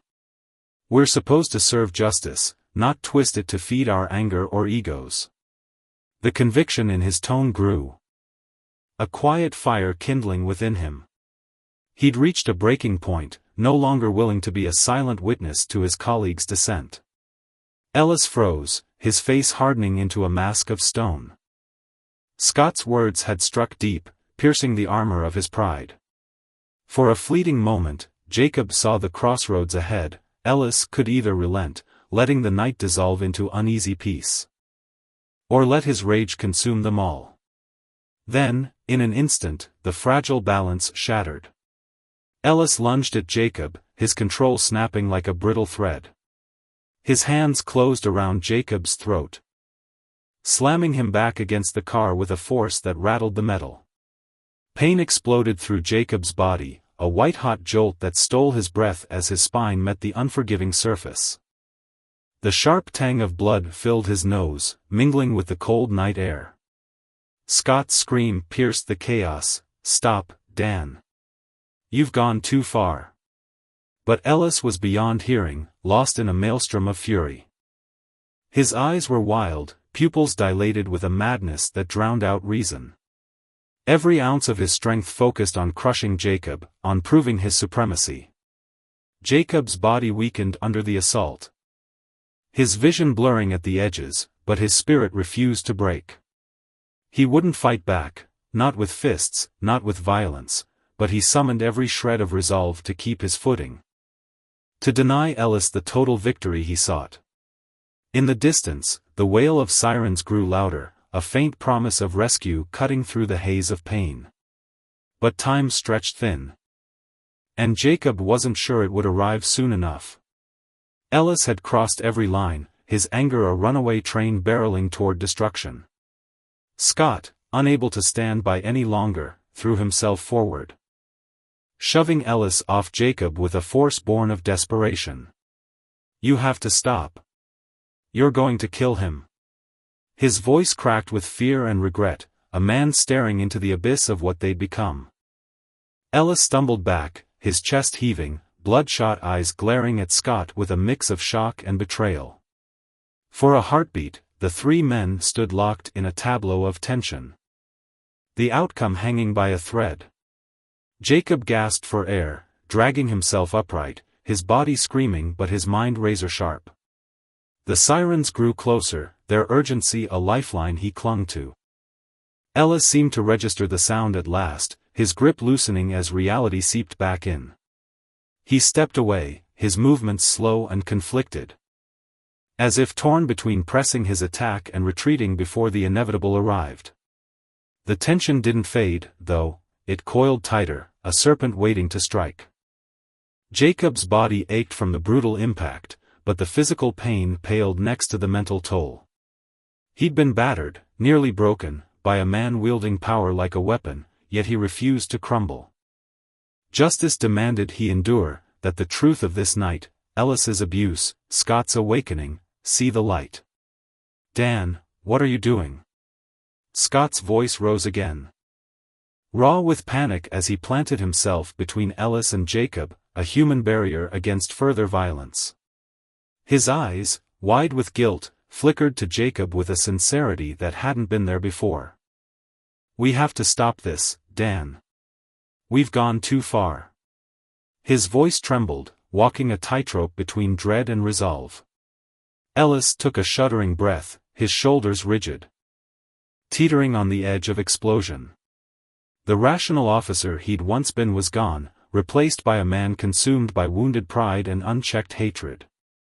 Too far. Ellis spun on Scott, his voice a snarl. "Can't you see we're in control here? He's just a lying bastard, and if you're not with me, you're no better than him." The words lashed out, each one a spark threatening to reignite the fire. Scott flinched, stepping back under the intensity of Ellis's glare, but the fear that had once paralyzed him began to crack. Jacob, struggling to steady his breathing, met Scott's gaze. "Scott," he said, his voice low but firm, cutting through the chaos. "You know this is wrong. You can end this before it gets worse. I just want it to stop, the right way." Scott's eyes locked onto Jacob's. The internal war raging within him plain to see. Jacob's plea stirred something deep, a flicker of the man Scott had once aspired to be. He drew a shaky breath, then turned to Ellis. His voice quivering but resolute. "Dan, this has to stop. You can't keep doing this." For the first time, he held Ellis's gaze without faltering. "If you don't, I'll report everything." Ellis's face flushed crimson, fury contorting his features. "Are you insane, Scott? You're turning on me for him?" Each word was a blow, hurled with the force of his crumbling control. But Scott stood firm, his voice steadying. "It's not for him, Dan. It's for what's right. We're cops, we have to do the right thing." Sweat beaded on Ellis's forehead. His eyes darting with a mix of confusion, panic, and, buried deep, fear. His grip on the situation was slipping, and Scott, his own partner, had become the wedge prying it apart. In that moment, the lesson burned clear: power, when twisted by ego and prejudice, devoured not just its victims but its wielders too. Ellis's rage had blinded him, stripping away reason until only chaos remained. And then, as if fate demanded a final reckoning, Ellis's hand shot to his holster. With terrifying speed, he drew his gun, leveling it at Jacob's chest. "You're not getting away with this," he hissed. His voice a jagged edge of madness. Scott lunged forward, arms outstretched, but Ellis shoved him aside with a guttural shout. "Stop. You don't know what you're." The sentence hung unfinished, drowned by the roar of approaching sirens. The night trembled with the weight of consequences, a stark reminder that justice, though slow, was relentless. For Jacob, it was survival; for Scott, redemption; for Ellis, a mirror to the ruin of his own making. The gun wavered in his hand, the precipice of his choices laid bare under the unyielding gaze of truth. The night air was thick with tension, a suffocating shroud that pressed down on everyone caught in its grip. Dan Scott's voice sliced through the chaos. A desperate shout that rang out into the darkness, but it was swallowed by the unyielding silence of the moment. His words fell on deaf ears as Jacob Carter stood rooted to the spot, his heart hammering against his ribcage like a trapped bird frantic to escape. In that fleeting second, Jacob could feel the fragile thread that tethered life to death. A razor-thin boundary trembling beneath the weight of what was unfolding. His hand shook ever so slightly, betraying the storm of fear and resolve swirling within him, but his eyes, those steady, unyielding eyes, remained locked on Ellis, the man whose rage threatened to unravel everything. "You don't have to do this, Dan," Jacob said, his voice cutting through the haze with a calm that surprised even him. It was a lifeline tossed into the churning waters of Ellis's fury. "We can stop this now, end it the right way. Don't let it go too far." His words carried a quiet plea, a hope that reason might still pierce the madness in Ellis's gaze. But Ellis stood there, unhearing, his knuckles widening as he clutched the gun with a ferocity that suggested it was his last tether to control. For him, this wasn't just a weapon, it was the embodiment of power he'd felt slipping through his fingers throughout this confrontation, a power he was desperate to reclaim. In the distance, the wail of police sirens grew louder, a chorus of urgency that promised rescue, or ruin. Flashes of blue and red danced across the wet pavement, casting eerie shadows that flickered like ghosts against the backdrop of this unfolding tragedy. Backup was coming, their approach relentless, but time stretched thin. And Jacob wondered if they'd arrive before the fragile balance shattered. Scott, sprawled on the ground after Ellis had shoved him down, clawed at the dirt with trembling hands. His breath ragged as he summoned one final, desperate appeal. "Dan, think about this," he rasped, his voice raw with emotion. "This isn't how it ends. You pull that trigger, and there's no undoing it, no coming back." His eyes, wide with a mix of fear and fading hope, pleaded with the man he'd once called a colleague, a friend. But Ellis was a storm unto himself, his gaze a swirling tempest of chaos and defiance. The gun stayed trained on Jacob, unwavering, as if it had become an extension of his fractured will. Jacob, standing mere feet from the barrel, felt the weight of that threat pressing against his chest, yet he refused to let it break him. He understood the stakes: one twitch, one misstep, and the night would end in blood. Time seemed to slow, each heartbeat an eternity, as the sirens grew deafeningly close, now just moments from bursting onto the scene. Would Ellis press forward down this dark path he'd carved? Or would some shred of clarity pull him back from the edge? The air crackled with unspoken questions, thick with the scent of gasoline and fear. Ellis's face twisted, his features contorted with a rage that seemed to consume him from within.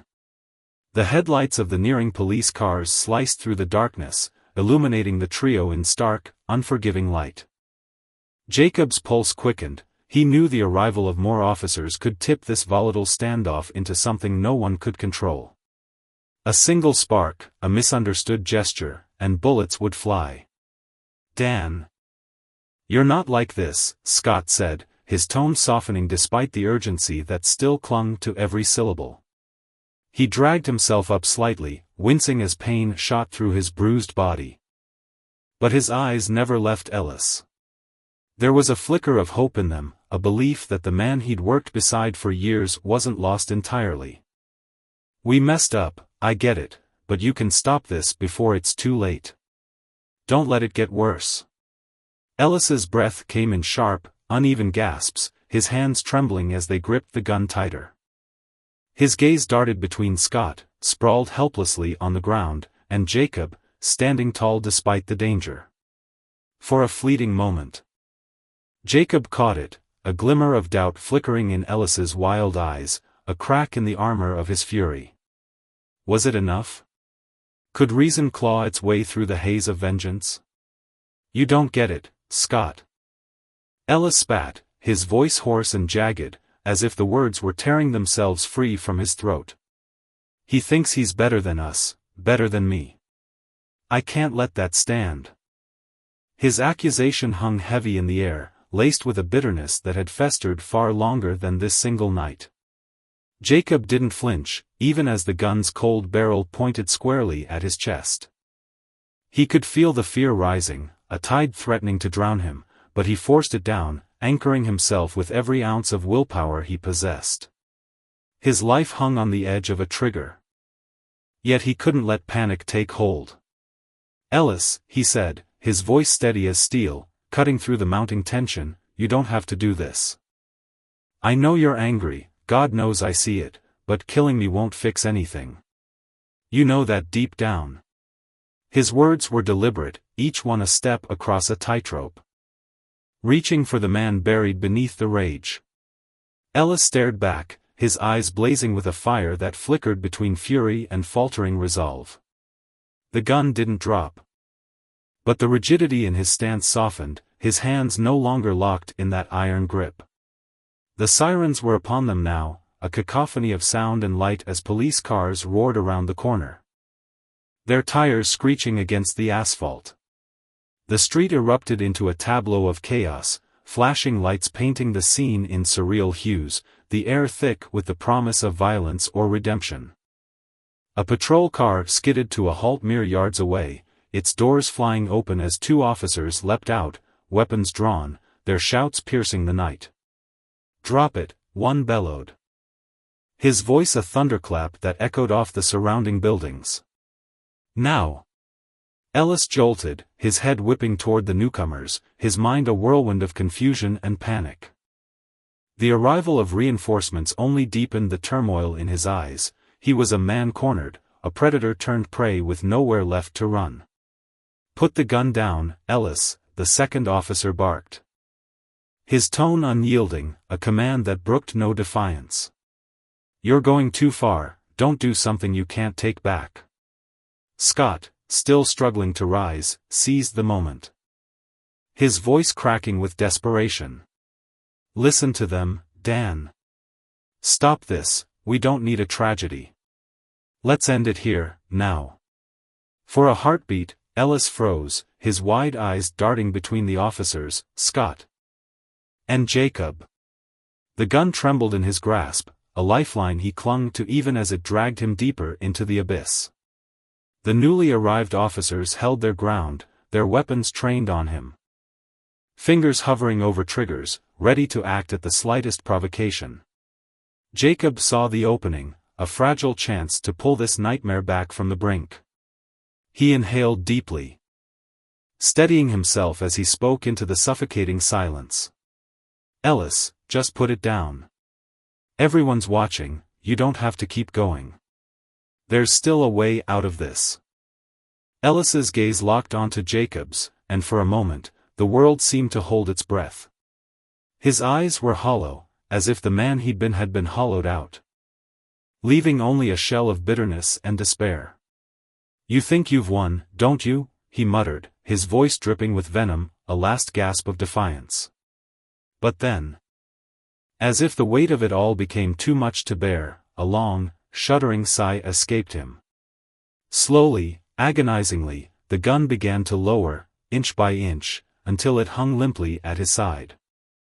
A wave of relief rippled through the scene, though no one dared relax fully. Ellis still held the weapon, and one sudden move could reignite the fire. The officers remained poised, their guns unwavering, but they didn't rush in. Then, with a sound that seemed to echo louder than the sirens, the cold, final clatter of metal on pavement, Ellis let the gun fall. It struck the ground with a hollow thud, a requiem for the chaos that had nearly consumed them all.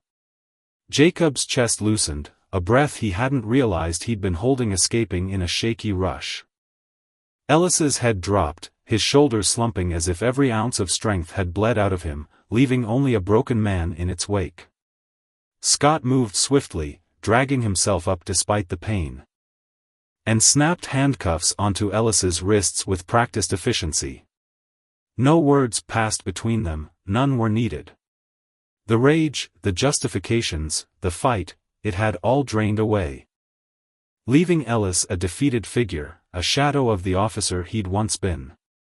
The other officers surged forward, pulling him to his feet with firm but measured grips, guiding him toward the waiting patrol car. Jacob watched, his legs rooted to the ground, as a torrent of emotions churned within him, relief that he'd survived, pain at what had transpired, and a simmering anger at the injustice that had brought them here. Scott approached him then, his steps hesitant, his face etched with regret. "I'm sorry, Jacob," he whispered, his voice breaking under the weight of his guilt. "I didn't think it'd go this far, I didn't know." Jacob met his gaze, saying nothing. The apology hung between them, sincere but hollow, unable to erase the terror of the gun at his chest or the betrayal of Scott's earlier silence. Yet in that final moment, Scott had spoken up, had acted. And perhaps that had tipped the scales just enough to save Jacob's life. It wasn't forgiveness, not yet, but it was something. The scene around them began to settle, the frenetic energy dissipating as officers secured the area. Ellis, now in the back of the patrol car, sat with his head bowed, the flashing lights casting stark shadows across his defeated form. Regret seemed to radiate from him, not just for the act itself but for the realization that he'd torched everything, his honor, his career, his pride, in a blaze of reckless fury. Jacob watched the car door slam shut, sealing Ellis away, but the relief he'd expected didn't come. The shouts, the threats, the cold steel of the gun aimed at his heart, they etched themselves into his mind, a wound that time might never fully heal. Scott lingered beside him, his silence heavy with unspoken remorse. Jacob could feel the guilt pouring off him, a man wrestling with the knowledge that his inaction had fueled this fire until it nearly consumed them all.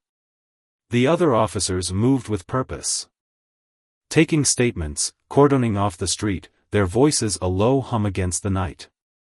One approached Jacob, his tone markedly gentler than earlier. "Mr. Carter, we'll need you to come to the station for a full report. Do you need any help getting there?" Jacob shook his head, drawing a steadying breath. "I'll drive myself." "Thank you." The offer was kind, but he clung to the scraps of autonomy he had left. Too much had been stripped from him tonight, his safety, his peace, his faith in the system he'd sworn to uphold. As he walked toward his car, its interior ransacked, a cruel echo of the night's violence, the other officers cast sidelong glances his way. They knew this wasn't a mess that could be quietly buried. Jacob was an FBI agent, a man who dedicated his life to justice, and this incident would ripple far beyond this desolate street. Investigations would follow. Consequences would rain down on Ellis and Scott, but none of it would erase the raw, gnawing sense of betrayal that gnawed at Jacob's core. He slid into the driver's seat, his hands trembling as they gripped the wheel, and paused. The night had been more than a brush with death, it had been a brutal lesson in the fragility of justice, the cost of unchecked power, and the scars left on those caught in its crossfire. Ellis's downfall was a stark reminder: power, when wielded without restraint, devoured everything in its path, leaving only ruins. Scott's late redemption hinted at the possibility of amends, but it couldn't undo the damage of his earlier cowardice. And for Jacob, survival came at a price, mental wounds deeper than any bruise. Carved by the injustice he'd faced simply for existing as he was. The engine roared to life beneath him, a steady hum against the chaos, and as he pulled away, the weight of it all settled into his bones. Justice had prevailed, but its victory was bittersweet. Tempered by the haunting truth that some battles left no winners, only survivors bearing the marks of what they'd endured. The night clung to the city like a heavy shroud. Its oppressive darkness broken only by the sporadic glow of streetlights flickering along the empty road. Jacob Carter gripped the steering wheel of his car. His knuckles taut and pale against the leather, as he pulled away from the scene that had just upended his life. The hum of the engine was a low, steady pulse beneath him. But it couldn't drown out the storm raging within. Shadows stretched long and thin across the pavement, warped by the dim yellow light, mirroring the distorted reality he'd been forced to confront. As the first fragile hues of dawn began to bleed into the horizon, painting the sky with faint streaks of gray and gold, Jacob felt the weight of his survival settle into his bones, a bitter victory laced with exhaustion. Inside him, emotions churned like a tempest. Anger burned hot and sharp. A fire stoked by years of swallowed indignities, now roaring to life with a ferocity that made his chest ache. Pain lingered beneath it, dull and throbbing. A reminder of the wounds, both seen and unseen, that had been carved into him over a lifetime of battling prejudice. He'd worn the badge of an FBI agent with pride. A shield he'd once believed might protect him from the venom of discrimination. But tonight had stripped that illusion away, exposing the raw truth, even his dedication, his sacrifices. His achievements couldn't erase the color of his skin in the eyes of those who hated him for it. And yet, amidst the chaos of his heart, a quiet relief flickered, a fragile ember glowing through the ashes. He was still here. He'd walked away from the confrontation alive, his breath still filling his lungs. His pulse still hammering in his veins. The streets unfurled before him, silent and desolate, the city holding its breath as if it, too, understood the gravity of what had transpired. Jacob's mind replayed the encounter in jagged fragments, the venomous words spat at him, the glint of malice in his aggressor's eyes. The split-second decisions that had kept him standing when everything could have ended. This wasn't just another night on the job, it was a crucible. A moment that would sear itself into the fabric of his existence. Justice, he realized, was a fickle thing, a scale too often tipped by bias and power rather than truth. The system he'd sworn to uphold had failed him, its cracks laid bare under the weight of this betrayal.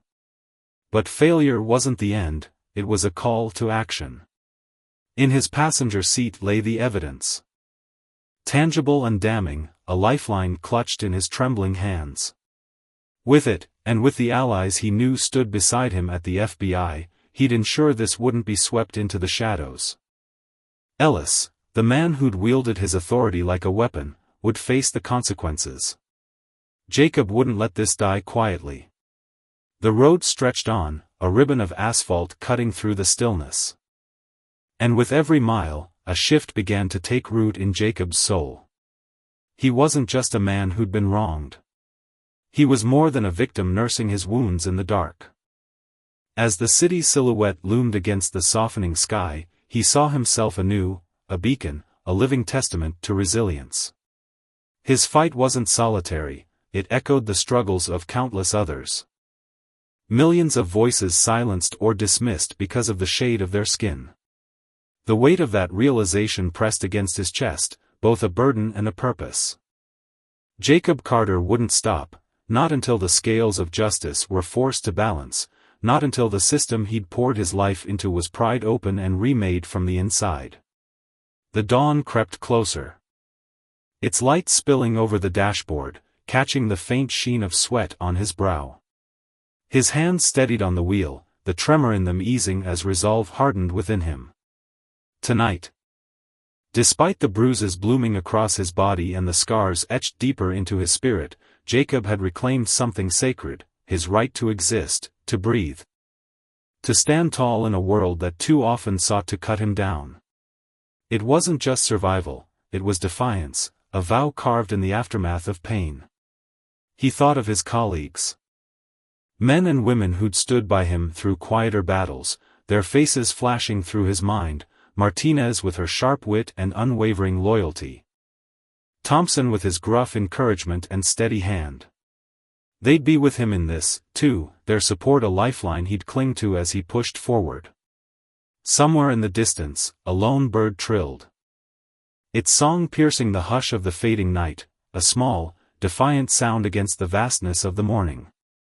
Jacob let it wash over him, a reminder that even in the bleakest moments, life persisted. He thought of Ellis, the man who'd wielded his power like a club, his smug certainty that he'd walk away unscathed. Ellis didn't know it yet, but his reckoning was coming. Jacob pictured him in the days ahead, his arrogance crumbling, his excuses unraveling as the evidence laid his corruption bare. The thought didn't bring joy, but it fueled a grim satisfaction. Justice wasn't just a word to Jacob, it was a promise, one he'd fight to keep, even when the system itself resisted. The city began to stir as he drove, a few early risers emerging from their homes. Their silhouettes blurred against the dawn. A woman shuffled along the sidewalk, her coat pulled tight against the chill, her eyes distant with the weight of her own struggles. A young man jogged past, earbuds dangling, his breath puffing in small clouds, a picture of mundane resilience. Jacob watched them. Strangers tethered to him by the unspoken threads of shared experience.